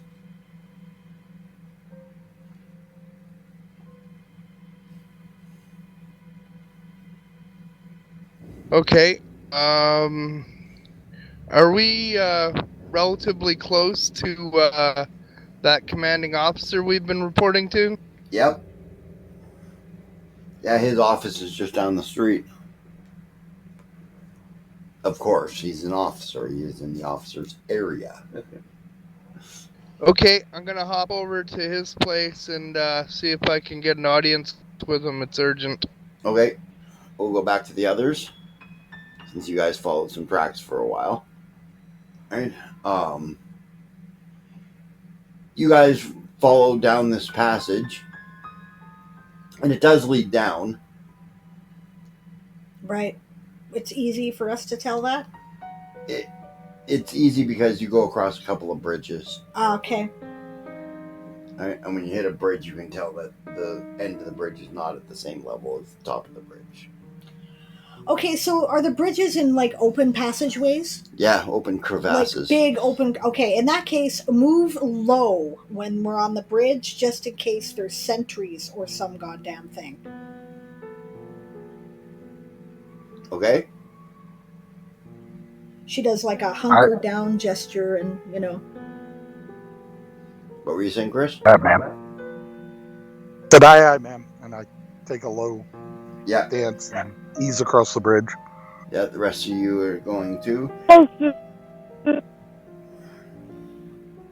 Sorry, you got cut off there, Von Vin. Follows along with everybody else. Keep a low profile. Okay. Indeed. Okay. Right. You guys hear movement from behind you Ah, fuck. while you're in the middle of the bridge. Oh, lovely. And we haven't passed any side passages, have we? Nope, not that you've seen. Right, but remember that there was an illusion that blocked the wall that you guys came in here on. Good point. And it's not like we were looking hard. Okay. Who's in the rear? Ruvel. Okay. Yep. He takes a defensive position on the bridge. Yeah. Stop and looks askance at his footing. What's the build of the bridge like? It's a rickety, wooden bridge. it has to be like fairly strong though. It's fairly strong. They're hauling carts diamonds across it. up here. Yeah, it's not gonna buckle under your weight or anything. All right, I roll a 15 plus 7 for my climb check. I sling myself under the bridge. Okay. Ready to stab up on anyone who comes up on Ruvel. All right. Neat.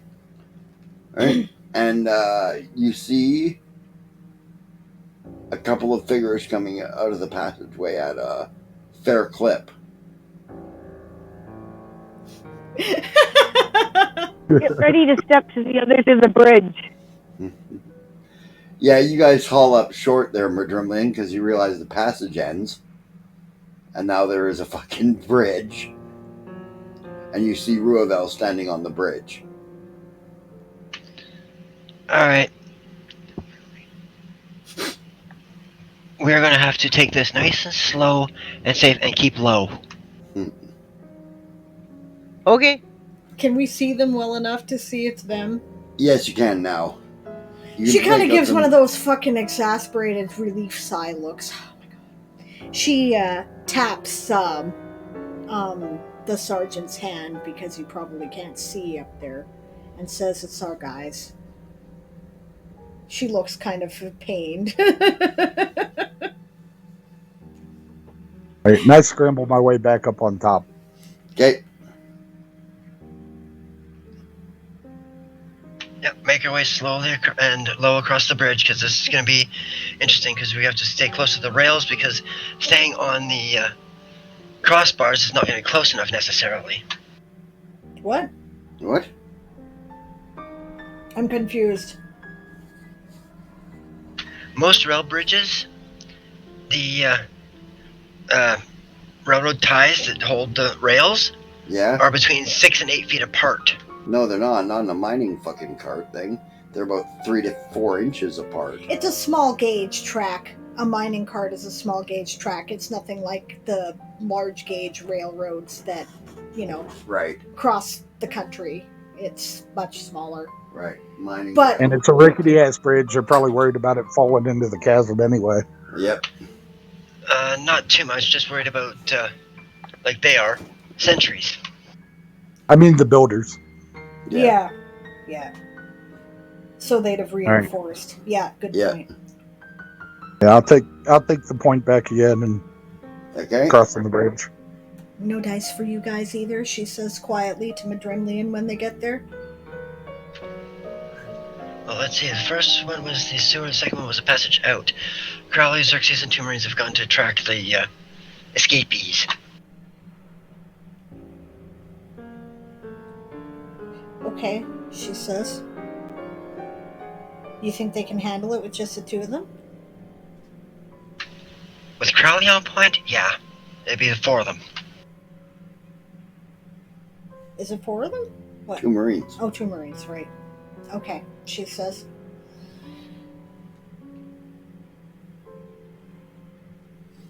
Also left 2 Marines to guard the entryway. Which is why there's only 4 of us coming back. Gotcha, she says. She's keeping her voice low because she expects it might carry in this passageway. Yeah, easier if you're talking low voices and whispers, though whispers carry farther. Yeah, that's why I'm doing low voice. That's what Manderman is doing to a low voice, not whisper, because this is a chasm, which means it'll echo and badly. Yeah, that's what I figured too. Okay. She's not going to second guess his decisions. We'll carry on. Okay. So Crowley, you head into the office. Right? Excuse me, sir. I need a moment of your time. Not a problem, Crowley. Come on in, he says. He's there alone. His secretary's not there. It is the middle of the night, though. Yep. And he is there. Yeah, this is the Navy. You think they take a nap during the night? Especially when an operation's going on. Right. Especially when he's expecting people to report in. Yeah. Right. What's up, Crowley? What can I do for you? He says. I'll explain to him that what we've discovered from my knowledge about the mine shaft, the operation, where I came out at, and where the tracks led to. Oh, yeah? He says. They led into the officer's mess, eh? Yes, sir. He goes, would you recognize these people by smell if you smelled them? Yes, indeed I would. It's good, we might need that. He says, I recommend you link up back with your group. He says, get to the bottom of what you're doing down there. And then when it's there, when you guys all return, he says, we will go and arrest these officers. All right.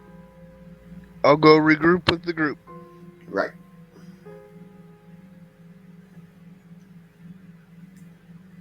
So you guys book it back that way? Yes, indeed. Be faster to go through the park and back down the other way than it would be to go back out the way you came in. The way you came out. Okay, then that's what we'll do. Okay.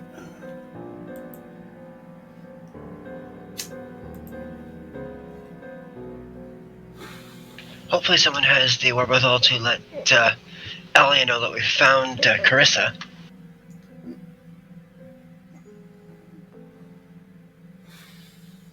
Not while the operation's going on. I'm sure it'll wait. True enough. Anyway, so you guys make it to the other side of the chasm, right? And then there is an elevator. Oh, lovely. Okay. Right? Up or down? The track does a circle at this point. Uh-huh. Or you can see the other cart. Cart. Okay. That's down here. Mm-hmm. Right? And then there is an elevator. Are there any diamonds in the cart? Yes. About half a dozen of them. Various carats. From 0.3 to about 2. Like they were Benjamin? forgotten? That doesn't sound like a lot of diamonds in a cart. No, they were forgotten. No. Okay. Yeah. Benjamin was thinking about just tossing them down the chasm, but he doesn't know what sound they'd make. Yeah, let's not. You know what I'm thinking, she says. And she looks to Madrimlian and the sergeant in particular, right? But kind of looks around at everybody, right? She says, I'm thinking maybe what we should do is have somebody standing by at the other cart, and then we can send a message if we need to beat a hasty retreat. They can unhook the lever that we left, and then we can book this cart out of here, she says. Thoughts? They'll have to load it with quite a bit of weight if it's going to pull all of us. Cart big enough to even hold all of us? No. Yeah, okay, you're right. Well, it was a good idea while it lasted. Let's go. Here's the second idea. What? Before we go... Send someone back up to actually unhook the cart so that they know if we need to make a hasty retreat, we can kick this cart into motion, and then the other one will start moving so they know we're on our way and follow it up. The other one won't start moving. It's not heavy enough. It's got to have enough weight to pull this cart up the hill. Yeah, because we went down. Yeah, Right. makes sense to me. Okay, sorry. Chris was also speaking at that time. Yeah. I roll an 11 plus 4 in my knowledge engineering. Yep. Does it look like we could pretty easily rig the bridge to fall? Oh yeah. Oh yeah. Okay. Not hard at all. Nice alchemical compound would do that. So we might want to A think good about. sized sledgehammer would do that. Don't have a good sized sledgehammer, so. Well, And the idea would be to rig it so that, like, we could get on the other side and pull something, and then they run onto it and fall. yeah, you'd have to go to the other side of the bridge and rig it, but it's too wide for you to rig it on this side. I don't see that we don't have the time to do this. Yeah. After all, where are they going to go? They've got to come back up at some point. Right. Uh-huh. I like your idea. Let's see if we can figure that out. There are other... Is it a single bridge or a double bridge?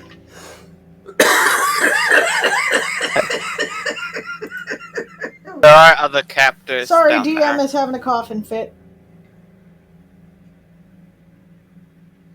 What Is was it that? one bridge? Is it one bridge or two? Two. Right side by side. Well, it's one bridge, really. Right? It's just two tracks on one bridge.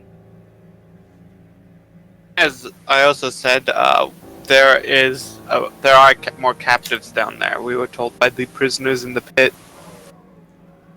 That's true. Yeah, but I'm thinking that if we get them all across the bridge, then we can rig the bridge. We can blow it, or... This is kind of a go to hell plan, too, you know. Down then, there's 400 dark elves, and not getting any hostages out in that case.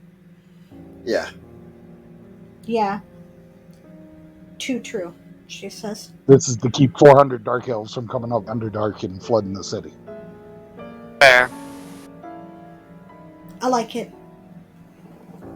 I like having a security Seems plan like a just in prudent case. plan to me. Yep, let's start prepping this then.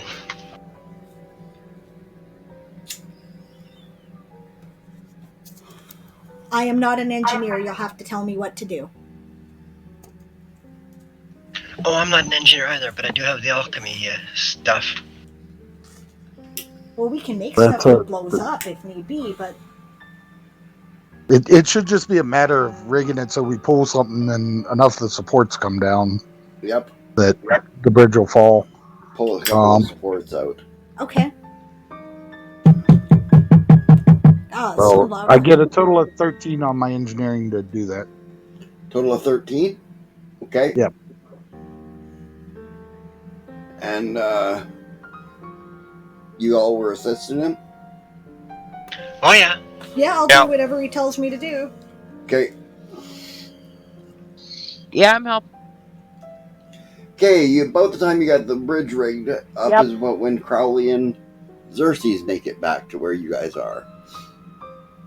You guys are now on the near side of the bridge, the side that leads to the out, rigging it up to get out, and... Yeah, at this time I'm not at all worried about sentries. If there were any, they'd have noticed us fucking with the bridge. They clearly didn't, so... Right? But still keep my voice low, because things carry. You guys ran into nothing too, she says? Says, we followed them to, back into the camp. Says they went to the officers' mess. Says when we finish here, Commander... Oakheart, thank you. Says, I forgot his name. Says Commander Oakheart is going to go with us and go and arrest them. Crowley says he can identify them by their smell. Excellent. Good work, guys. She says, we're rigging this bridge so that we can take it apart once we cross it, if need be, on our way back. Okay. There's an elevator on the other side that leads down. How big was the elevator, by the way? But 6 by 6 feet. So 2 meters by 2 meters. Do I think it would hold us all? No, 2 at a time. Nah. Yeah. 6 feet by 6 feet. Now I can wedge people into a small space, but the question is the weight allowance, you know? Right. Like, I have put 12 people in a car to go watch a drive-in movie, so I'm pretty sure we could wedge ourselves in there, but the question is whether or not it would drop like a stone and kill us all. I don't think I like that idea, so that's what I'm kind of, you know. They're almost the size of the elevators in the hospital in Vernon here, guys. Oh, okay. 21 Probably not as 8 to 10 just people. to get an idea. Okay, everybody talked at once. Chris. 21 knowledge engineering to get an idea of how sturdy this thing is. It's sturdy. Okay, then I think I heard Yasma in there. So it should carry about 8 to 10 people at a time then. Yes. Which is about half our party. Unless, of course, we can put some on the roof. There's no roof on it. It's not that kind of elevator. It's a service elevator. It's just an open platform with a crank on it. It isn't going to be quiet. No. No, it's not. No. Is there anything we can do to make it quieter? Grease it up or something? There is no other way down, right? You could climb down the elevator shaft. Oh, Jesus. Okay, how deep does it go? I don't know if I like this sound. You can't tell. I can't see. You can't see. It's more so than far 30 down feet. I can't freaking see. You only can see about 30 feet under the light, Oh, guys. right. God. By the way, True Undead Hero made a comment. He says, at points I tend to go to religion and ask, how much dynamite will it take to send this place to hell? Points like this, he says, yeah. I'm like, burn it all down. Ma'am, the hostages, ma'am. No, she doesn't actually say that. That's out of game. Celine would never say such a thing. And Rowan shares burning down the house from YouTube. She also shared some pictures of some rough diamonds for a visual, which is cool. Cool. So if it'll take about 10 people, we should put 5 people that can fight and 5 people that we're rescuing in the elevator at a time. Yeah. I agree. Yeah, I think, if going back up, I think the priority will be to try to get as many of the hostages out as we can, and we'll have to hold the line. Well, we have 8 Marines with us. Okay. And bugger it, she says. How good are you guys at climbing? I have no experience with this at all, she says. Not so much. Am I okay? Likely to fall. I'm okay. I'm pretty good at climbing. Yeah. Crowley's good at climbing. Yeah, Crowley's gonna have no trouble.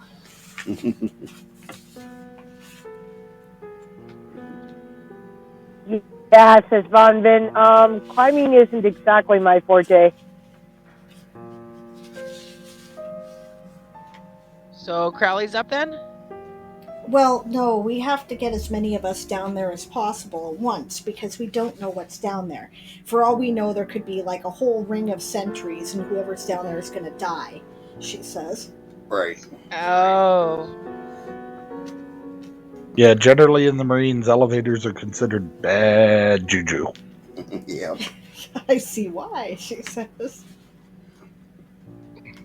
I'll tell you what. I can climb down rather quietly and nimbly and come and report back what I see before I reach the bottom. That is quite true. I'm sure you would be an excellent scout. All right. I would agree with that. Let's do that. Okay, Crowley. And he has dark vision. Yeah, and he has dark vision. Doesn't have to take the light. Okay, you're up, she says to him. Thanks. Okay, so... Ma'am? Yes. Can you use your flashbangs, or is that only something you can do? Oh, no. I can make them, and then somebody else can use them. Okay, I I'll can do it make some again. So we too. should give him one as a go to hell option. I like it. She says, yeah, she'll make him one and hand Okay. it over to Crowley. And I'll make a few others. Okay. I'll take it and I'll tuck it into my belt pouch. Yeah. So do I need to roll my alchemy? Not yet. Creating flashbangs will take about an hour. She's using magic to do it. Yeah, I've got a spell that lets me, or a Transform curse or stuff. hex, right, that lets me change one item to another in an alchemical. Like, I can, alter my potion, basically, Yeah. right? So, what I'm doing is, you see me, like, slapping some liquids and, powerful herbs, man, together, and then I'm making a little vial, which I'm handing to Crowley. Right? Right. It's a witchy thing.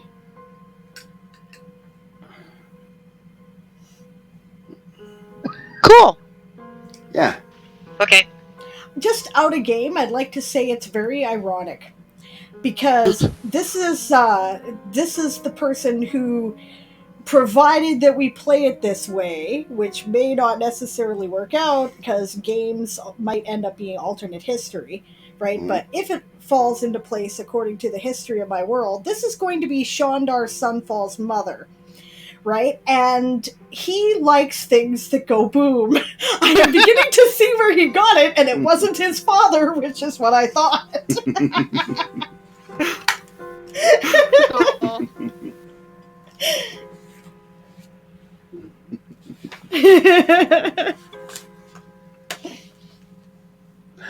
Yep. Okay. Do we need to renew the message spell for the Yeah, Yes. good point. for the scout before you go? I proceed to climb down. Yeah, they renew a message spell on you so you can send a message back up. Alright? And if in case you can't make it up there in time, right? Alright, so you make me a climb check and a stealth check there. Yes. Yeah, he's doing that.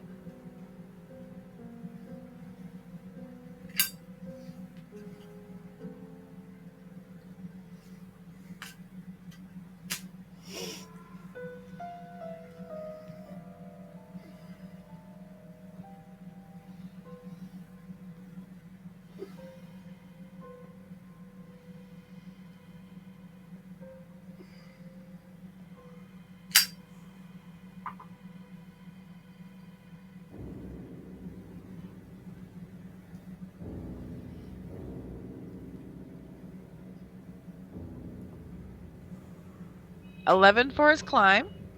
Okay.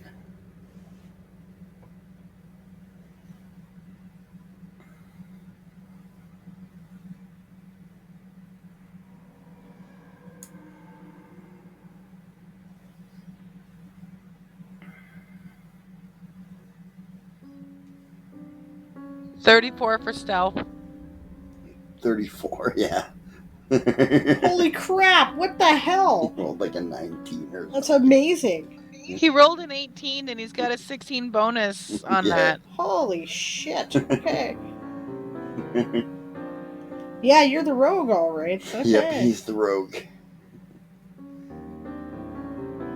Not the rouge, the rogue. Yes, it's the most common spelling mistake, isn't it? Do you know that French people actually misspell rouge? Interesting. That's hilarious, actually. Yep. Yeah, isn't it a French word? Yeah, rouge means red, right? But rogue, if you switch the G and the U around, you have rouge. So, people who are typing in French sometimes say rogue instead of rouge because they put things in the wrong order. Yeah. Yep. That's hilarious. Like Baton Rouge. Baton Rouge. I saw it on a map of Baton Rouge. Baton Rouge is actually a better name for that city. Yeah. Anyway. I seen it on a 1800s map for the city. That's hilarious. This way, Baton Rouge. Okay, anyway, carry on. Anyway. He's climbing down.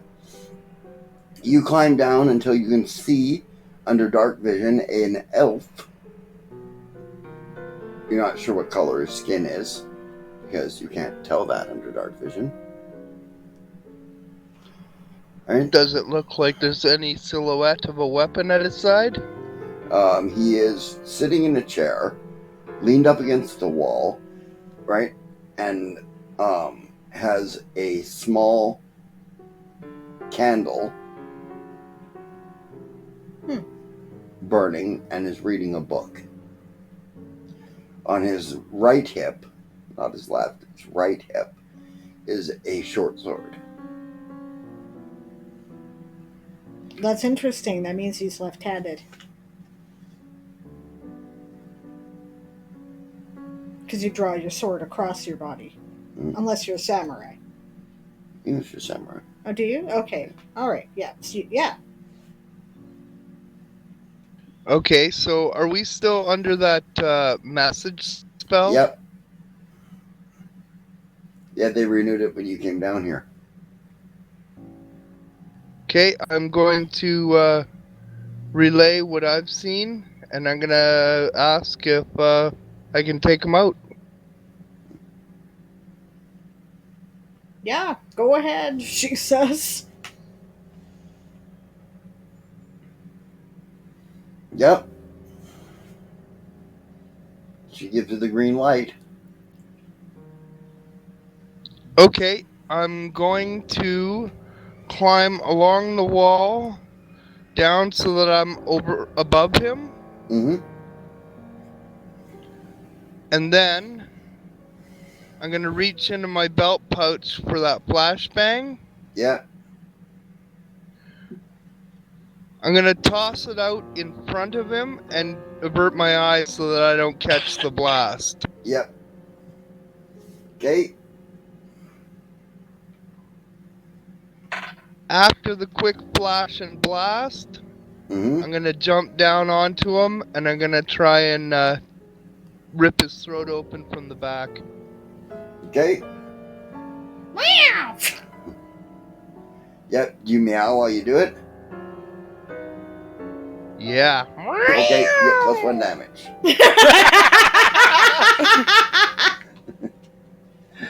But he is struck blind, and by the flash of the thing you see, he's not a dark elf. Mm-hmm. Does he Not everyone was. Okay, I see he's not a dark elf. Nope. Not all the elves here were dark elves that were working with them. Not all of them. Not all the elves that were working here were dark elves? Right.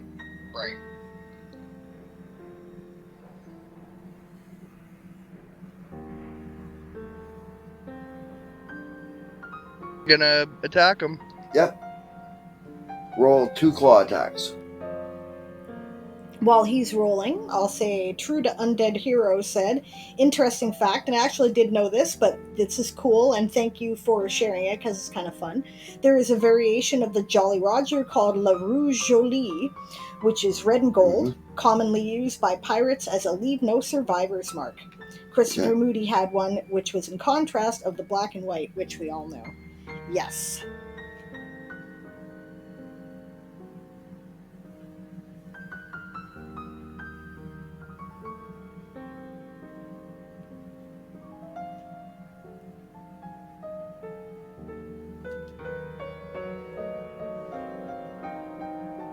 $13 and a 10. Okay, you hit. So you roll a D3 damage with each claw. And you have the strength bonus?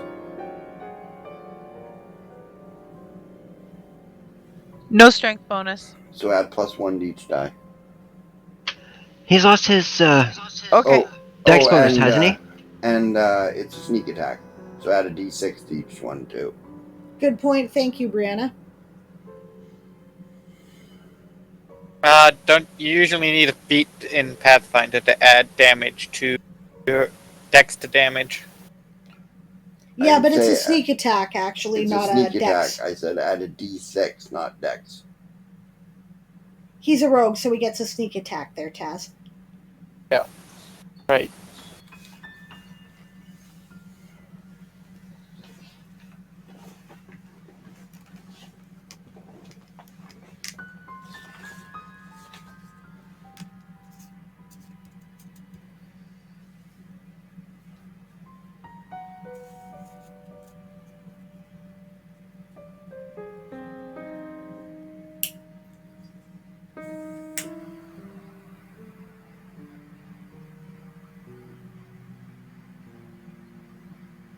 $10 total.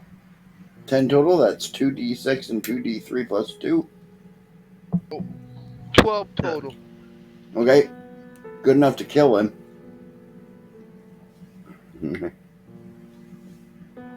You pull his throat out, basically. Okay. Lacerate his larynx and slash through both his carotid and jugular vein.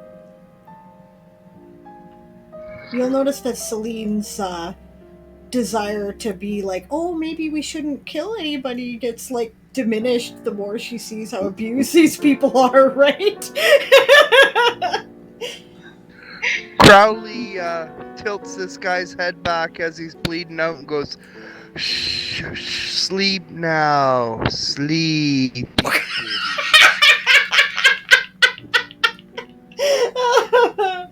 Murder hobos. Yep, you guys are murder hobos. That's okay. Mojomi was thinking now's our time to take the elevator down. Surprise is gone. Well, we That did hear a flashbang did it. meow, didn't we?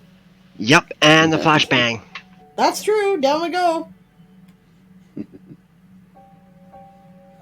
I'm gonna pick up his book he was reading. Okay. I'm gonna tuck it away until Yasma gets on here and I have somewhere to put it. Okay. And you guys all head down the elevator.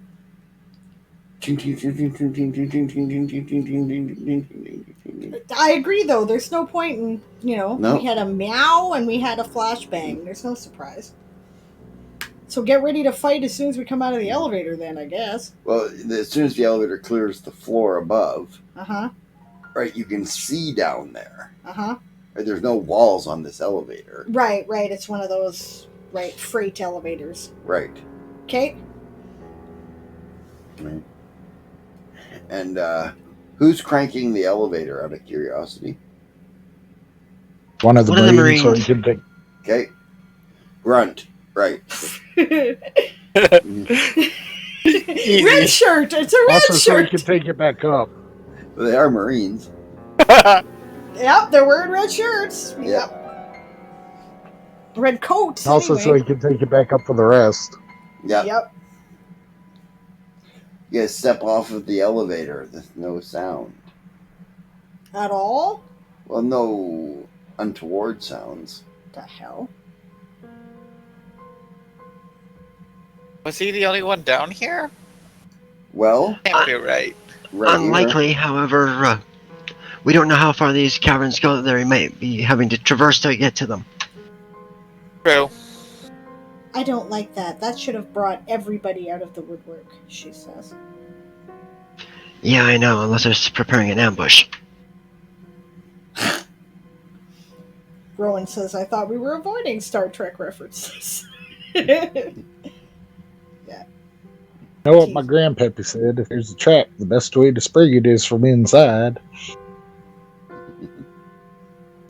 That is The true. best way to avoid a trap is knowing of its existence. Which is there multiple directions that this branches off from, or Nope. It Just goes the one way. straight down the bottom of the cavern, basically. Right? I mean, you can go the other way out in the cavern, but it just leads to, well, nowhere as far as you can tell. Okay, so having now, being somewhat familiar with the way mines work, Mm-hmm. right? This here is kind of a buttressed area that's being used as kind of a landing, correct? And then we have like sort of offshoots that are like not really tunnels, but kind of open areas that expand or follow a vein, correct? Right. Okay, and one of them kind of ended up nowhere. We can see that it ended up nowhere. So what Yeah. that means is they dug there and they didn't find anything and they left it, right? And then Two others lead off. Two others leave off. Fuck, there's two. Okay. Yes. Listening down both passageways. Get the rogue to do it because they're better at that. Smell down the passageways. So am a Drimlian. Okay. Okay, make a perception check.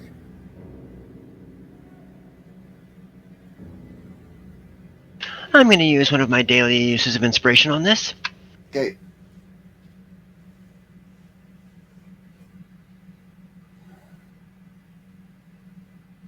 In the meantime, True Undead Hero says there's actually much debate if Henry Every, the so-called Pirate King who corrupted Nassau, whether or not he had a black and white or a red and gold flag, because he had been described as using both. The key debate is when he used it as Caribbean sources say, he arrived with a black and white flag, but Indian sources claim the red and gold.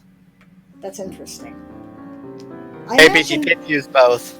Yeah, maybe he did, depending on whether or not he intended to take prisoners at that time. So, yeah, neat. I have an 18 total from a Drimlian. Okay. Crowley rolled a 23.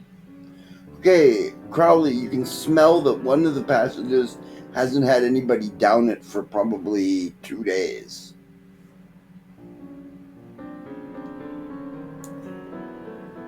Okay. I'll relay that to the group. We should go down this other passage. And Madrimlian, from the other passage, you can hear movement. Just the sounds of shifting rocks and things. So, people working, got it. Not necessarily. Maybe they're launching a cave-in. Maybe they're bolting up the passage. Maybe they're going to drop shit on our heads. Yeah. So they're prepping something, or they're just working, I don't know which, and I'm a little nervous about it, so we should take this cautionary. Right, she says.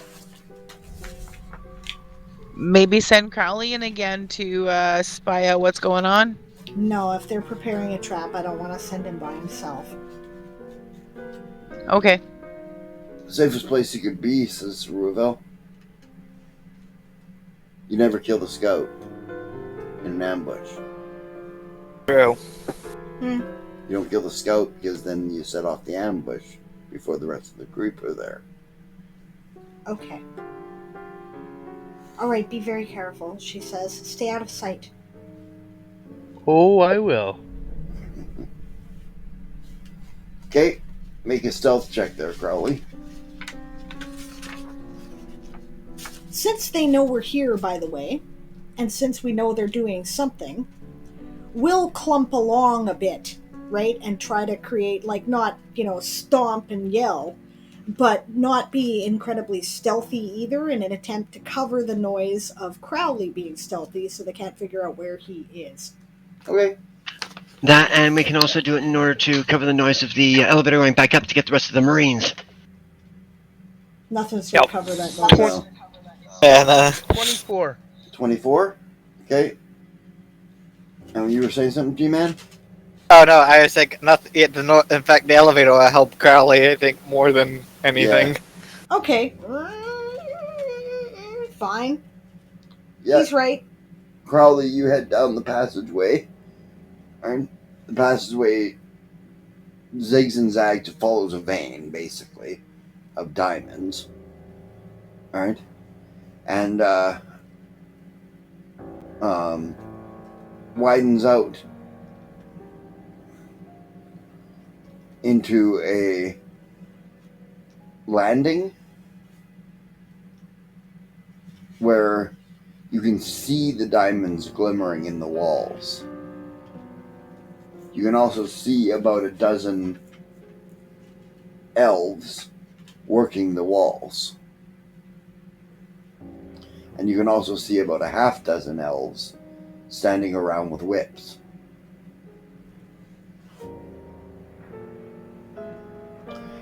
It's loud in here. Awesome. You don't think they can hear the elevator from in here. Okay. With the sound of the picks hitting the wall. Yeah, And the that makes shovels sense. shoveling the dirt out. And Question. what's that?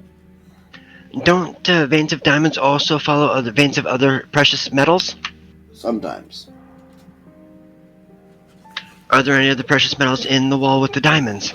He couldn't tell. He's not a geologist. Yeah, exactly. He's a cat, not a geologist. It's actually, from what I've learned, it's very difficult to tell what stuff looks like in the raw form. Yep. Right? I've been doing some research because I'm writing a science fiction novel where the main character is a geologist. And I get up every morning and Steve's watching the Australian outback mining shows. So. Usually diamonds follow kimberlite pipes, not other. Yeah, not veins per se. Yeah. I am a geologist. Yes, he is, Right, so he he can is tell so. us. He is so.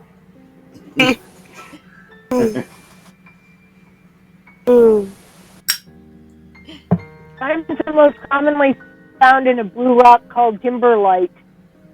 Yeah, that's that's just what Chris was just saying, actually. So it's difficult to tell. I'm just letting Brianna know that Aaron is not being difficult. No. No, I didn't expect him to be difficult. I was just asking a simple question because you want to get rich, yeah. No, and I want to you help. can't take the diamonds, so you. Hey, if those diamonds are still there after Crowley was near that mining cart, I'd be stunned, personally. I expect he'll have those in his pocket. Yeah. Shh, you're not supposed to tell anybody. That's the quiet part out loud, right? Yeah. Not that Celine would think of this at the moment. Well, she might, actually. But, okay. Anyway, they can't hear anything. I'm waiting for responses from our scout. Yeah.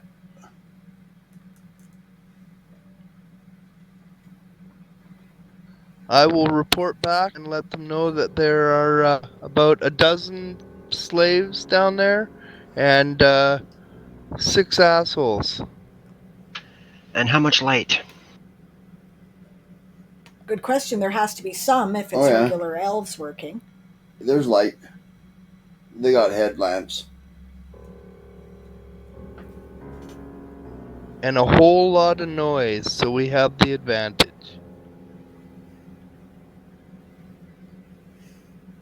The assholes, as you put his it. swords, starts walking down the passageway.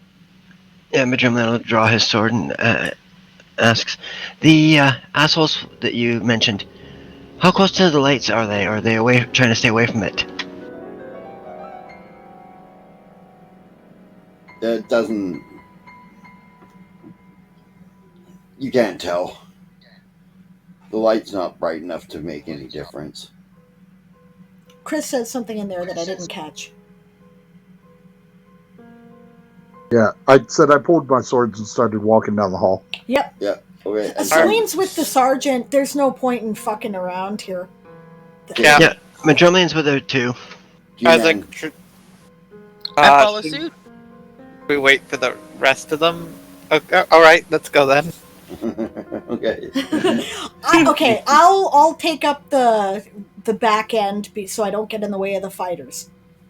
Right, Okay. but yeah, I'm on the sergeant's side. This is a state where no trickery is going to help us. Our best option is a straight up fight. Let's do it. Yep. Kick down the door and take some heads.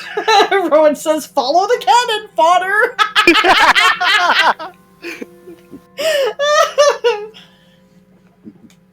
I'm sure they don't like the idea of being cannon fodder. I'm sure they don't mind being meat shields, but cannon fodder is another story. Okay, I do follow Considering the the situation and all those guys are running with, Okay, Two of you at once. Two at once there. Go ahead, Chris. Yeah. Walking away, the sergeant looks over his shoulder and he says, "If you can't take a joke, you shouldn't have signed up." He laughs. Or she laughs, rather. Yeah. Quietly. Okay, Rowan, what were you saying?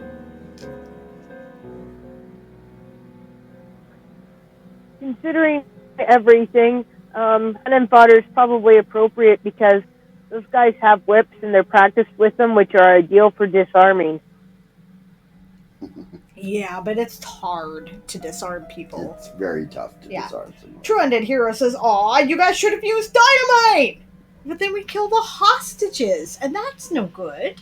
As Madrimley goes down the passageway, he's looking for good fist-sized stones he can pick up to throw.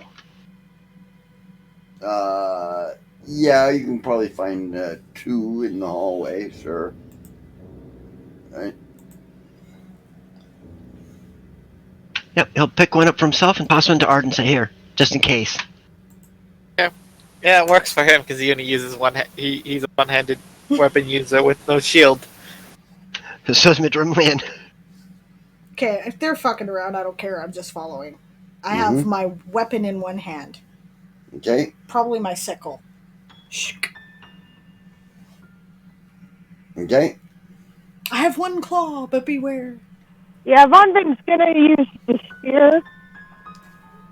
Use the witch? Shears? Spear. Oh. Her spear because she can poke people around the people fighting. Yeah, okay. Bonvin's got her spear. And Crowley is all over Operation Get Behind Meat Shields. He's all over that operation,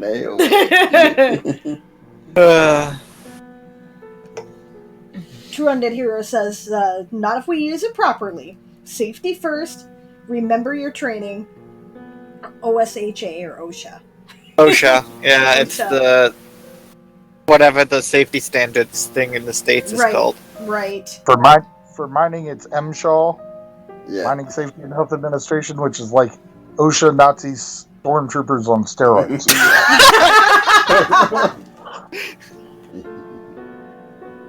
Yeah, So- our partner is a miner, so we know a little bit about mining. In theory, anyway. In theory, yeah. So the sergeant looks over his shoulder at Celine. "Ma'am, when you can see the light, pitch that sunrod, please." You got it, she says. And we roll in. Yeah. Yep. And I do what the sergeant says. As soon as I see the light, I huck it. And I hucked the stone right behind it. Guess I'm hacking a stone too then. Okay, then. Fling a couple rocks in there. I don't know why, but okay. At the guys with whips. Alright. Rowan says, roll in, roll in, roll in. Okay. Initiative. That's what I figured.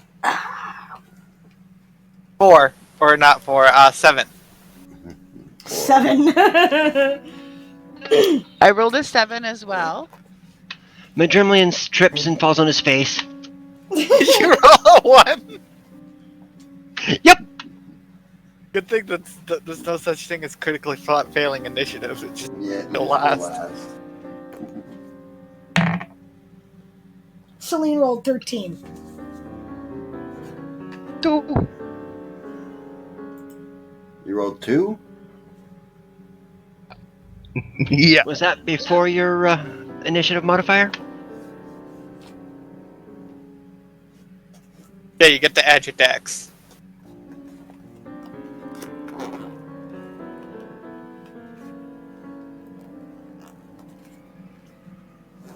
Okay, we need fight music. Yeah, fight for Von Vin. Which for Von What was Vin? that, Von Vin? 17. Oh, Vaughn Finn's quick on the draw today. So far, she's going So ahead of mine's everybody an else. 8. 8 for Crowley? Yeah. Yeah, that was Crowley.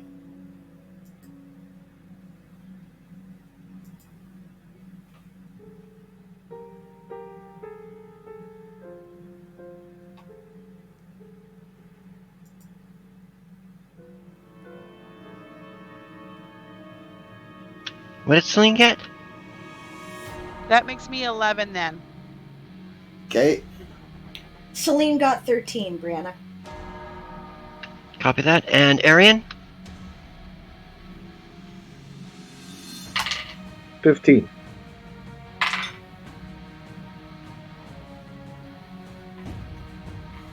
That just leaves Xerxes and Roval and the bad True guys. Undead Hero Well, reminds us in one play style, if you roll a 1 on initiative, you don't get to go in the first round.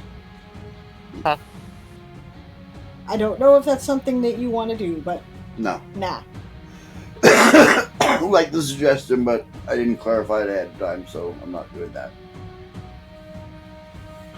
Alright. Ruvel got 17 and Xerxes got 12. So Roval and Bonvin to go first.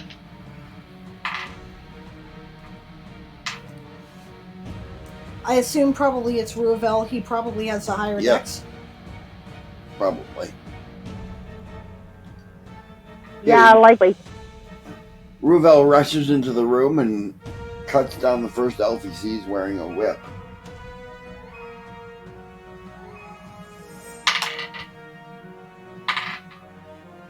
And he misses. Yeah! Whoosh! Swings right over his head. He's too tall! First level, gotta love it. Yep. The Chaos Plateau is a real thing. Chaos Plateau. Okay, then Von Vin.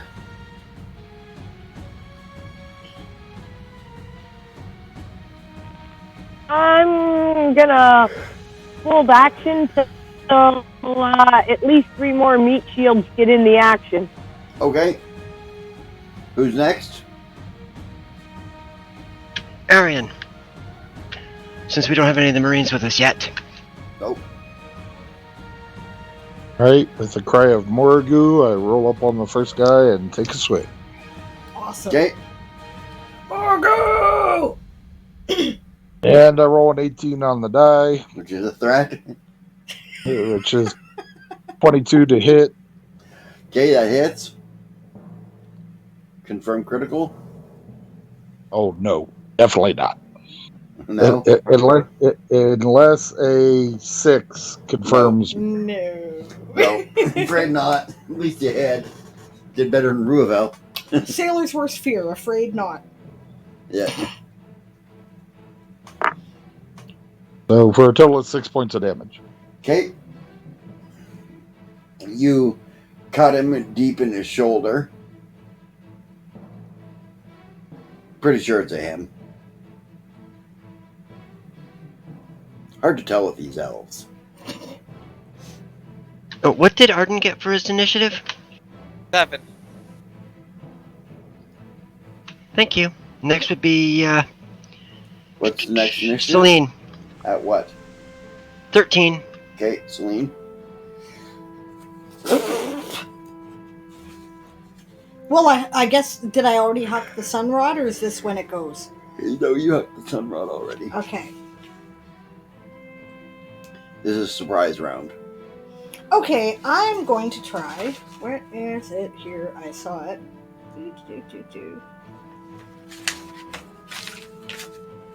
I have a nifty spell. Is it a touch? No, range close. Excellent. I am going to use Fumble. Fumbalaya! Fumbalaya! Fumbalooski. Okay, do they get a save? I'm sure they do. Should say that. Saving throw DC 16 will negates. No, they will not save with a 3. They take a minus 20 on their next attack roll. Yep. Oh, it's the opposite of 2 strike. Okay. Yep. Yep. Next. Next would be Xerxes at 12. Okay. Xerxes rolls up on one guy and tries to stick his poke at him.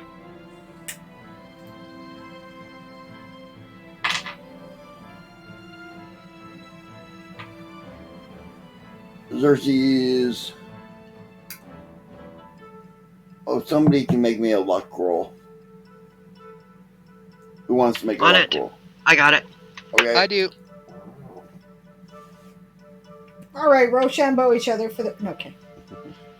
Well, I rolled a 3. 19.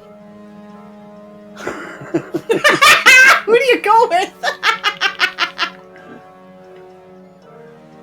Okay.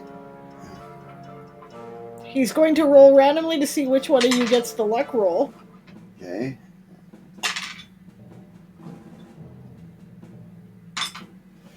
You take 6 points of damage, Arian, as Xerxes goes to roll up on the guy and trips over his sword and catches you right in the hamstring.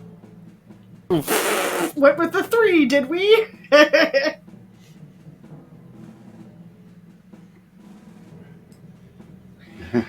Poor Arian. With friends like this, he needs... I look down at Xerxes and just shake my head.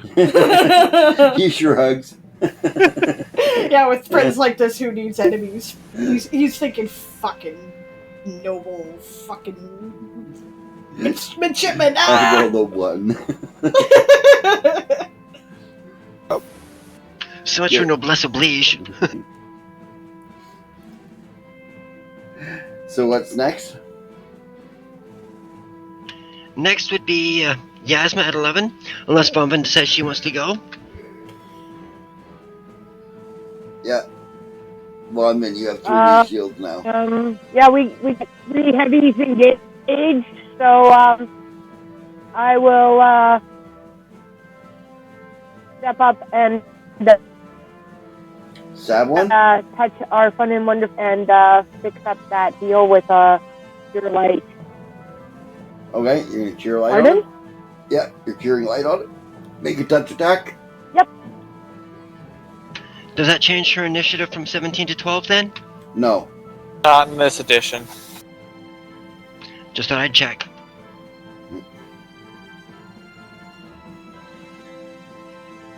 I think it just uses her reaction. Because you specified waiting.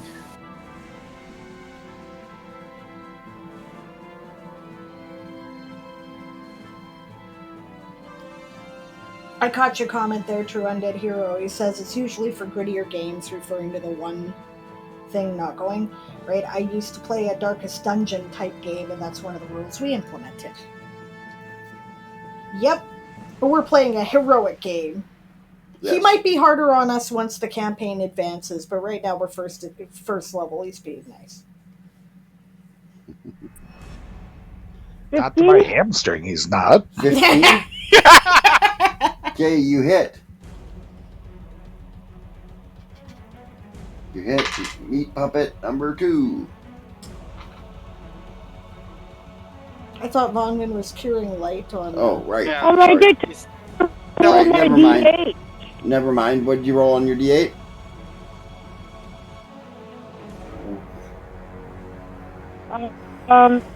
I get a total of 4 points of heal. So Okay, you heal 4 at points least there, you'll be able Arian. to maneuver. I think she still needs to roll to hit anyways. She She did. did. She rolled a touch Pathfinder. attack. That's what he was having her roll. And that's why he thought she was doing damage on something. Right. But no, she made her touch attack, so Arian is healed for 4 points. Yeah. Stand a little straighter as my hamstring knits itself back together. Yep. Yep, that could have been bad.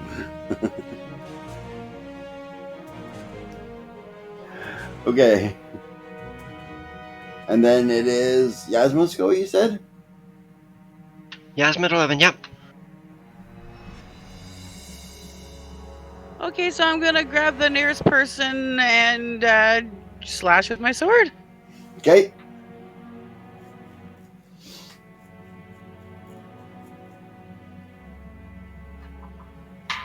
$15. 15 hits.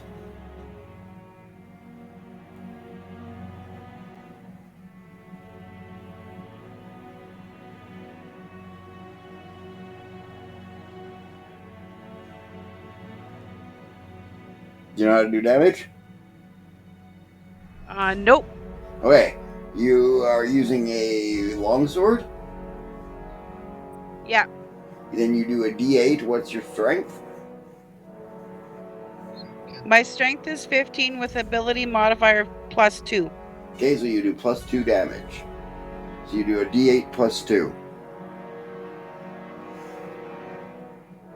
9 points then. 9. Okay, she reaches up and with a sky wrap, right? Wraps her sword around the back of the guy you're fighting there, Arian. Smacks him between the shoulder blades, and he comes flying forward into your sword, right?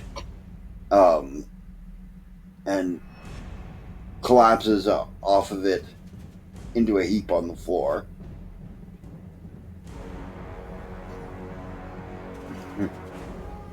Nice battle description.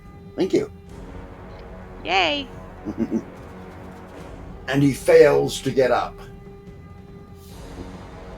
1 down, 5 to go.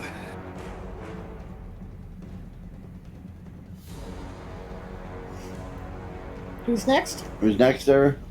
Crowley at 8. Crowley.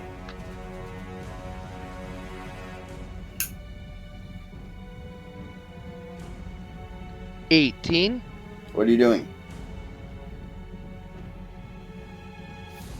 I'm gonna try and get these chains undone from the people that are enslaved. Okay, you're gonna go check the chains? Yes, I am. They are shackled. They're got locks on them. Start picking it? Start picking away. Okay. It'll take you a couple of rounds.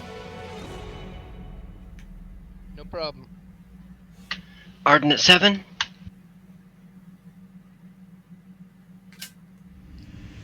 Alright.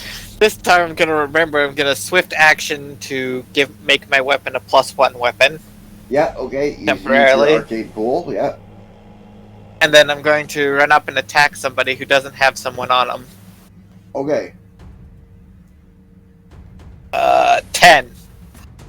To hit? Oh, that hits? Okay. Oh, that's what you rolled to hit total? Yeah, 10. Does that include your +1? Yep. Okay, you missed. Damn. Yeah, I didn't think so. Oh, wait, no, they're flat-footed. You hit. Okay.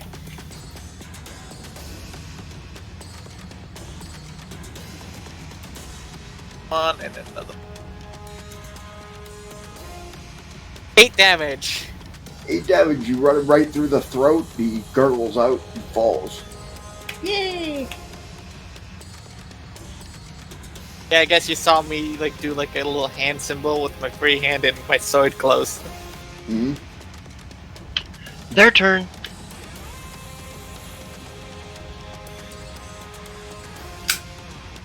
Nobody goes before 4? Nope, next one is me at 1. Dead last. Okay. Well, they don't get to go this round, so Go Madrillion. go Grimland. It's a surprise round. But they do surprise. activate. They're no longer. Does Celine still have the flat-footed. keys on her? Yes. Okay, They're no longer flat-footed. Okay, sorry.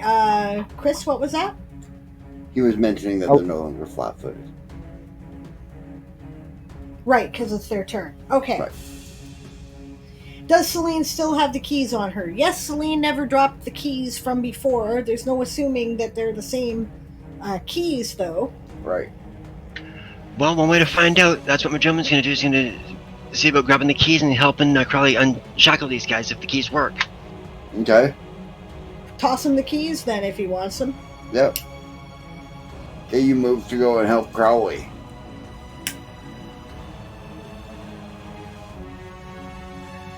Okay. We're next round. Next round. Puts us back to Ruvel.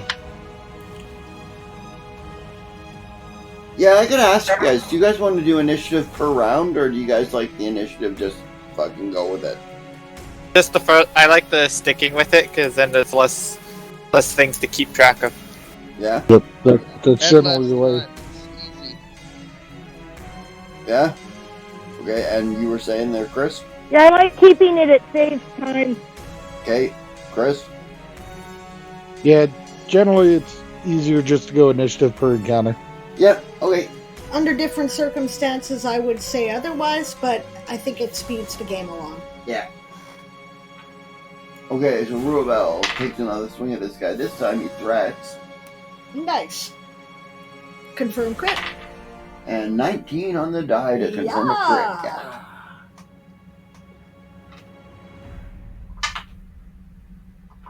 Don't roll a 1 Where'd you of damage like I did for my crit Yeah. last week. No, he does 18 points of damage. Yikes. So what happens is he swept his sword over the guy's head with the inside sweep, rolled it over and swept it back and cut the guy's head clean off. That's not an easy feat. Well, a long sword with enough momentum will certainly yeah. do that. Oh yeah. Yeah, I remember getting wrapped a few times. Oh, I remember watching Forge and Fire and watching them take swords and kill ballistics dummies with them, with real bone in them, Oh yeah. and it'll cut a head off. Yep. Excellent. Who's next? Yep, Blood sprays everywhere. We're soaked with it. yep. Vonvin?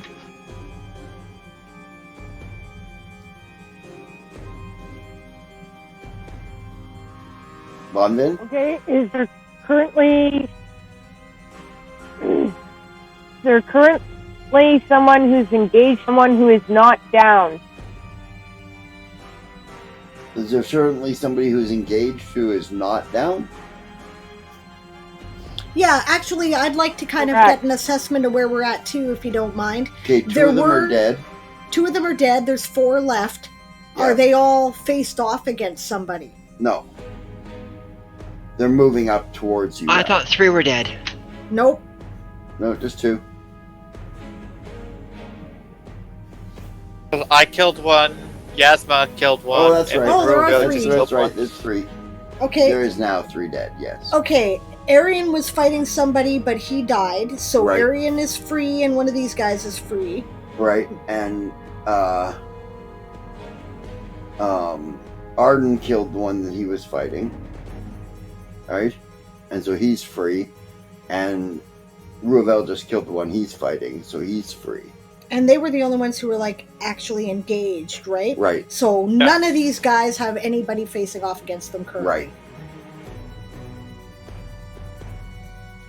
Okay, so there is nobody currently within my spear reach, correct? Right. I'll remind you that Arian is still down 2 points of damage. I don't know if that means if you care, but you know, we're all first level, so And a spear can be thrown. I would if I had anything other than a stabilized left. gotcha. Right. So I will hold till somebody advances within spear range. Okay. Who's next? That brings it down to Arian. Arian, are you going to advance or let them advance? Are they within a 5-foot adjustment, or No, but they are within 30 feet, so you can move and attack. You just can't full got two? attack. Yeah, no, we got 2 guys in vulnerable positions, so I'll move up and engage one. Okay.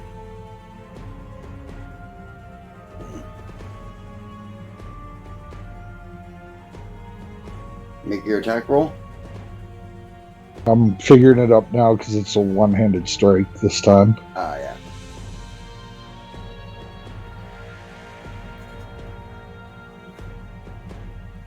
Unnatural 20. Hits.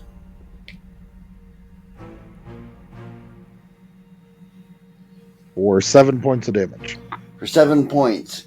Right? You clip him basically underneath the arm. Right? As he goes to put his arm down, you J-hook him and almost take his arm off. Right? He sort of collapses to his knees. Right? Looking like he's trying to scream, but the pain is just too bad. Right. All right. You've effectively incapacitated him. All right. Okay, who's next? Ooh. Next would be Celine. Celine's gonna huck her dagger at the guy who's down. The guy who's on his knees. Nah, he looks incapacitated. Is he incapacitated from the Oh, yeah. pain? Okay, then I'm gonna huck the dagger at somebody who's approaching. One of our down guys. She just gets this, like, determined look on her face and goes, bah! I am pathetic at this, but we're going to try. It's a ranged attack. Gotcha. Use your dex bonus, not your strength. Well, I have what I got in the die, plus my dex bonus of 2, so we'll see. Nope, I rolled a 5, I missed completely. No, you missed.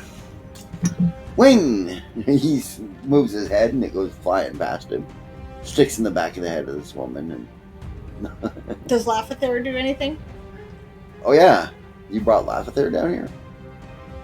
I didn't leave her up top, I don't think. Unless she stayed up top, because she didn't want to come down. No, she'd have come down if you wanted her to. She'll go anywhere you go. Okay. Okay. She'll claw his eyes out. Okay. Make an attack roll for Lafather. Okay. Oh, here we go again. My eye! The damn bird at my eye!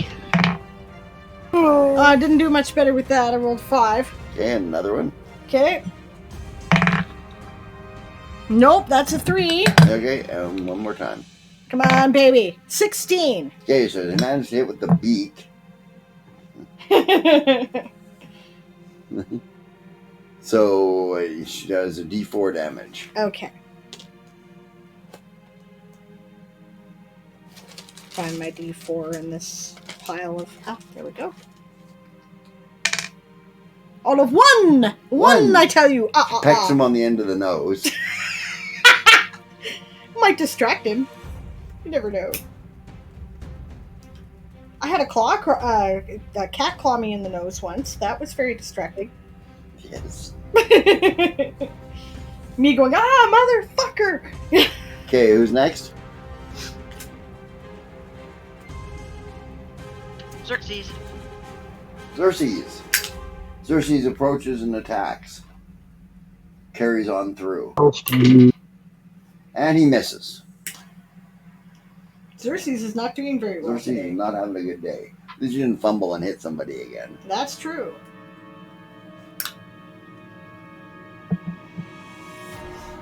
Yeah. And can Von Venda strike now, or does she have to wait? No, she can approach with them. Staying behind them. Yeah, I'll advance and I'll poke the guy Xerxes was attacking in the face with my spear. Okay. Roll an attack roll.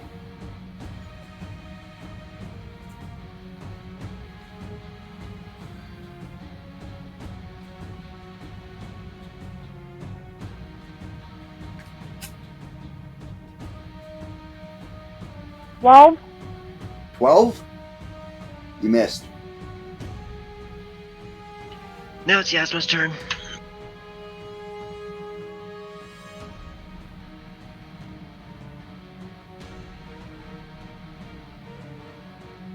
Is there someone near to me I can attack? Oh yeah, you can approach and attack another one. Alright, I'm gonna swing at the nearest guy. Okay.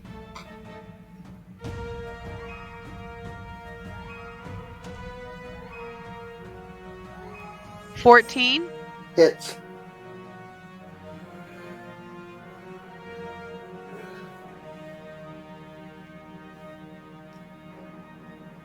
Hold on, gotta locate the D8. Yeah.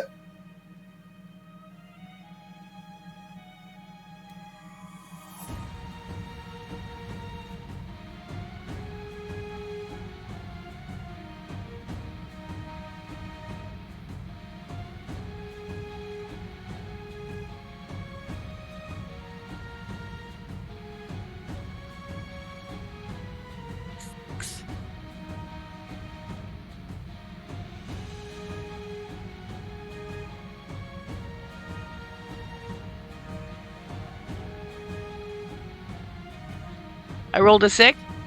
6. And you get +2? That's with the +2. Oh, with the +2. Okay. You approach this guy, you make a swing. He tries to block with his whip, which tangles your sword up a bit, and then you wrench it free, and it cuts across his face and across one eye and the bridge of his nose. He shrieks out.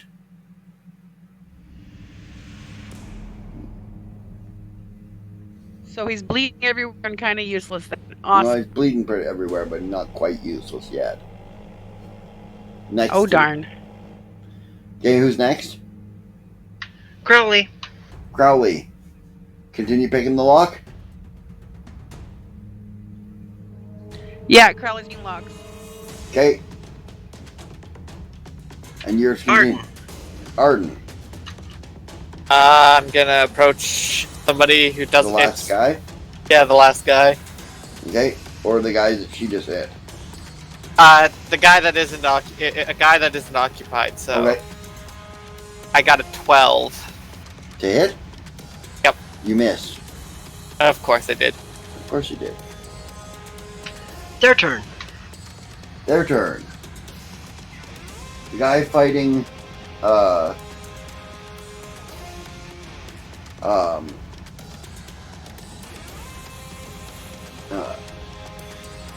Yasma tries to hit you with his whip. And what's your armor class? Pardon? What's your armor class?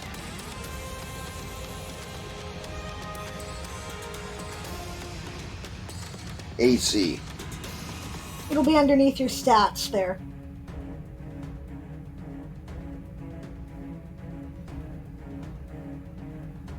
Says 14. 14 he hits. You take 2 points of non-lethal damage.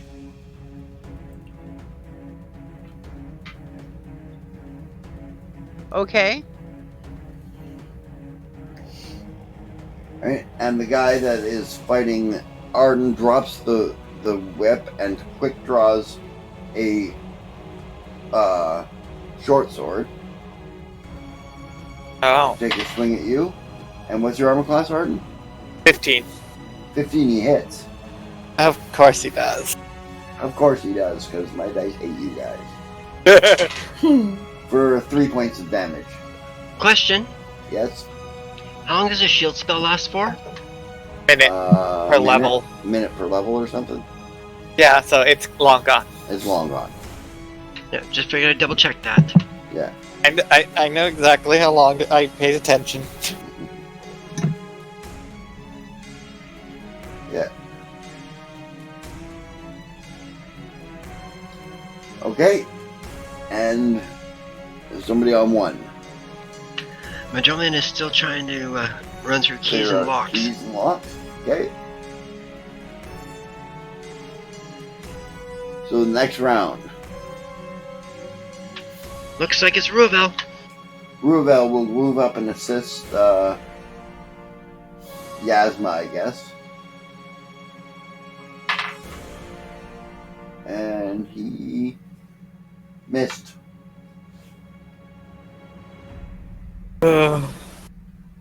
First level, gotta love First it. level, gotta love it. I missed by one, but... Bonvin. Oh, hey, don't forget that Arden is under a lucky number spell. Right. Do you remember what the number was? 14. I think it was 14. Did you roll a Yeah. 14? No, I got 12 total. It was a 7. Yeah. Okay, just keep that in mind. If you roll a 14, you can either re-roll it or add 2.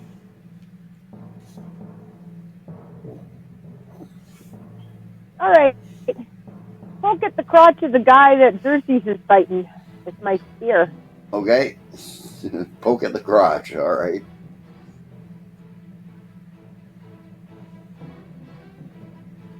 Ideally, it's going to be a groin hit, but you know, it does tend to make people nervous and might make them not think about other things that might be coming at them. Yeah.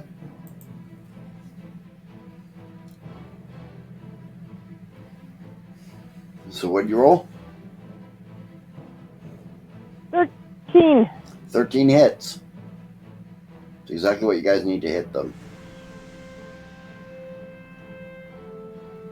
Since you could figure that out, since the 12 missed. Yep. Okay, spear does D6. D8.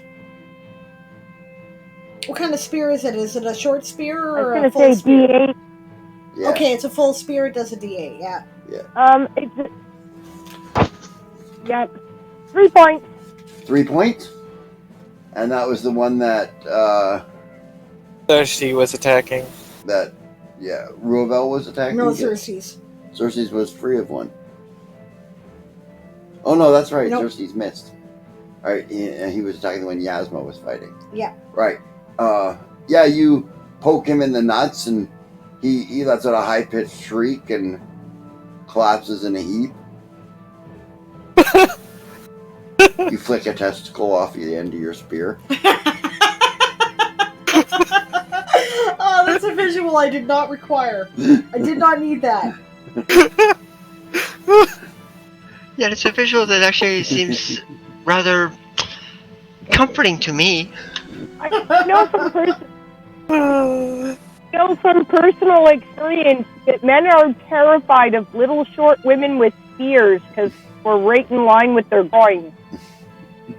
Yes, I remember that. My first SCA fighting tournament, they told me, put a pokey on the end of your sword, and then point out that you have a pokey when you get into your fight, and your opponent, if he's failed, will drop his shield about 2 inches, which is exactly what happened. Yeah. Okay, he goes down. Next. Arian. So the last guy is, Yep. is incapacitated in front of me. Yeah, there's one incapacitated in front of you and one that's almost incapacitated. And there's one in front of Arden. That is the one in front of Arden. Yeah. He's the last one. Right.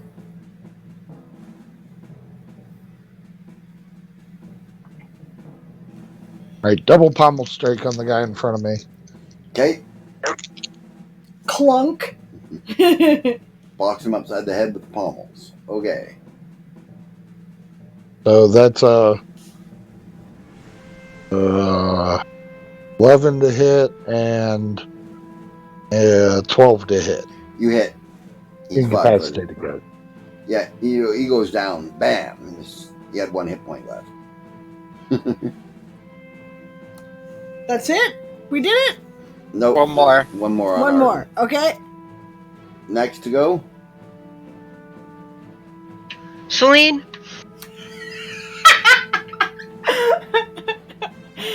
Oh, shit. Okay, there's one guy. Mm-hmm. Who's he currently fighting? Arden. Arden who keeps missing. No, Arden's already. I knocked my first attack. I knocked him out. I knocked one guy out with 1 hit. Oh, that's true. Yeah. Okay. Arden's doing fine. Arden's doing fine? Yeah, he has been hit though. That's true. I'm running out of healing magic, though. How badly has he been hit? 3 I've got like points. 1 spell left. What's your hit point total? 9. About a third of his hit points.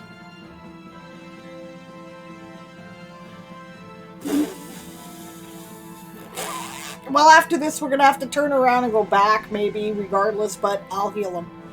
Okay. Roll a d8 plus 1.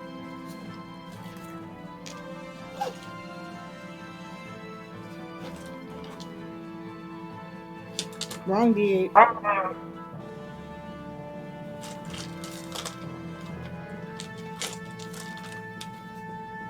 Still the wrong D8. Okay.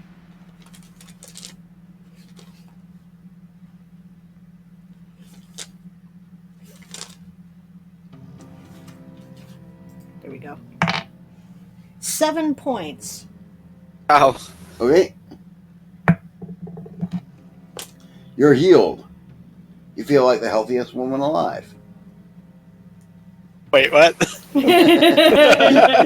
Hold on here.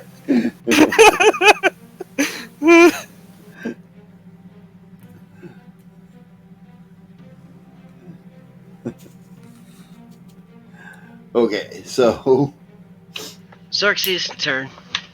Xerxes, he'll move in and try and help Arden out. And hopefully not stab him in the Hopefully not hamstring. stab Arden. Watch out, Arden! Yeah, watch out, Arden. He missed.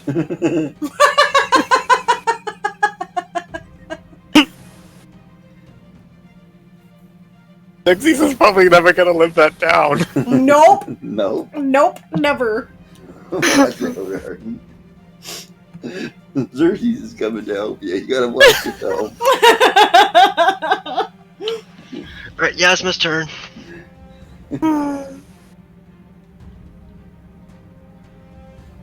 Okay, who's left?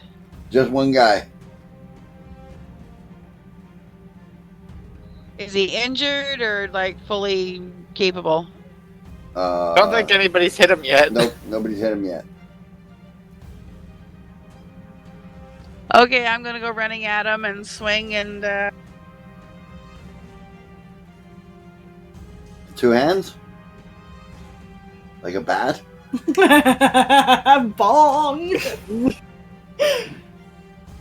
Hey? Unnatural 20. I rolled an unnatural 20. Okay, well you hit. Did you swing with 2 hands? Yeah.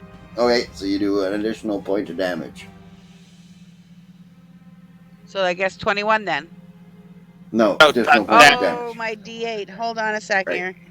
Plus 3 instead of plus 2. 9 damage then. Okay, Wow. she comes running in there, whacks, smacks him right in the mouth with her sword.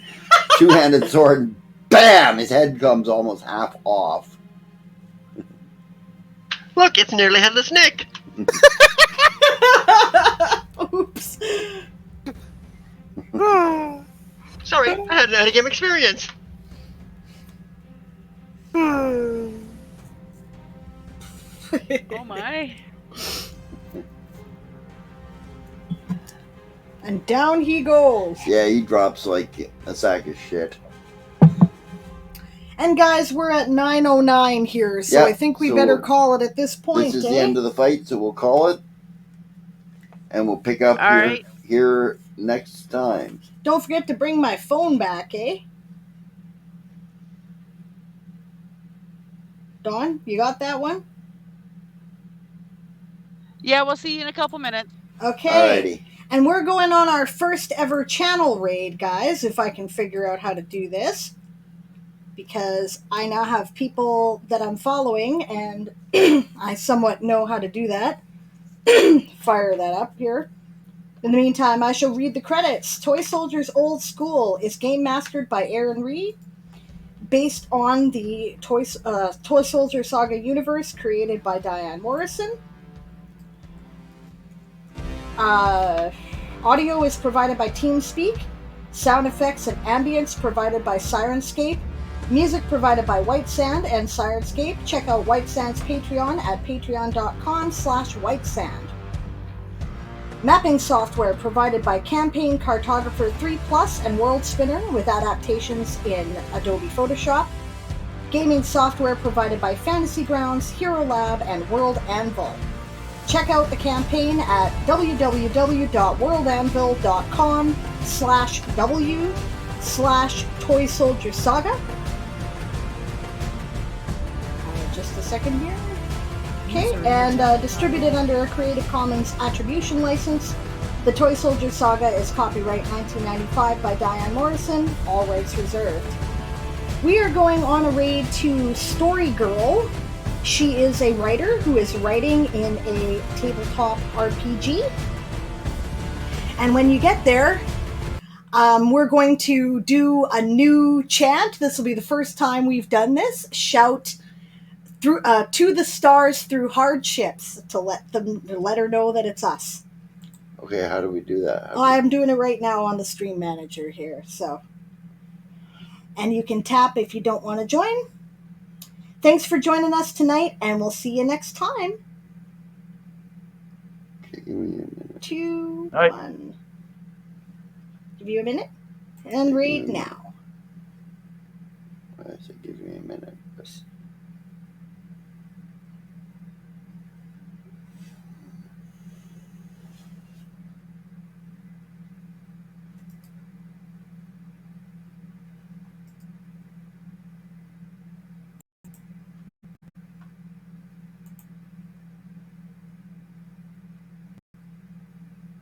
User channel.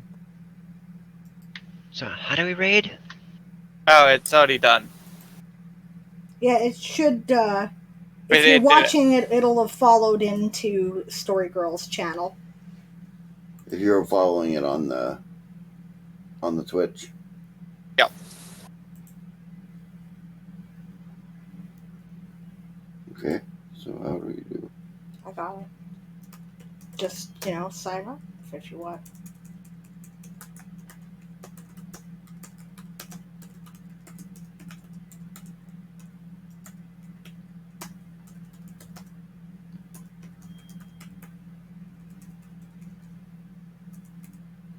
Story Girl's offline. Nope.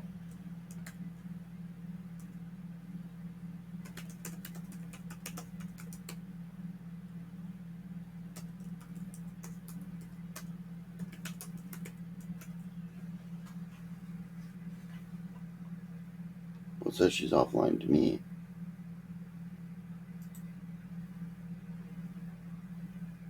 Yeah, I don't know. I'm back. Maybe she's hosting. It said she was live a minute ago. Maybe she's done. Maybe we got her right on the end. I'm back. You're back. And we're done. We're out. We're offline. Get all in the stream. Okay. Yeah. No, I forgot to call my mom, and she was freaking out.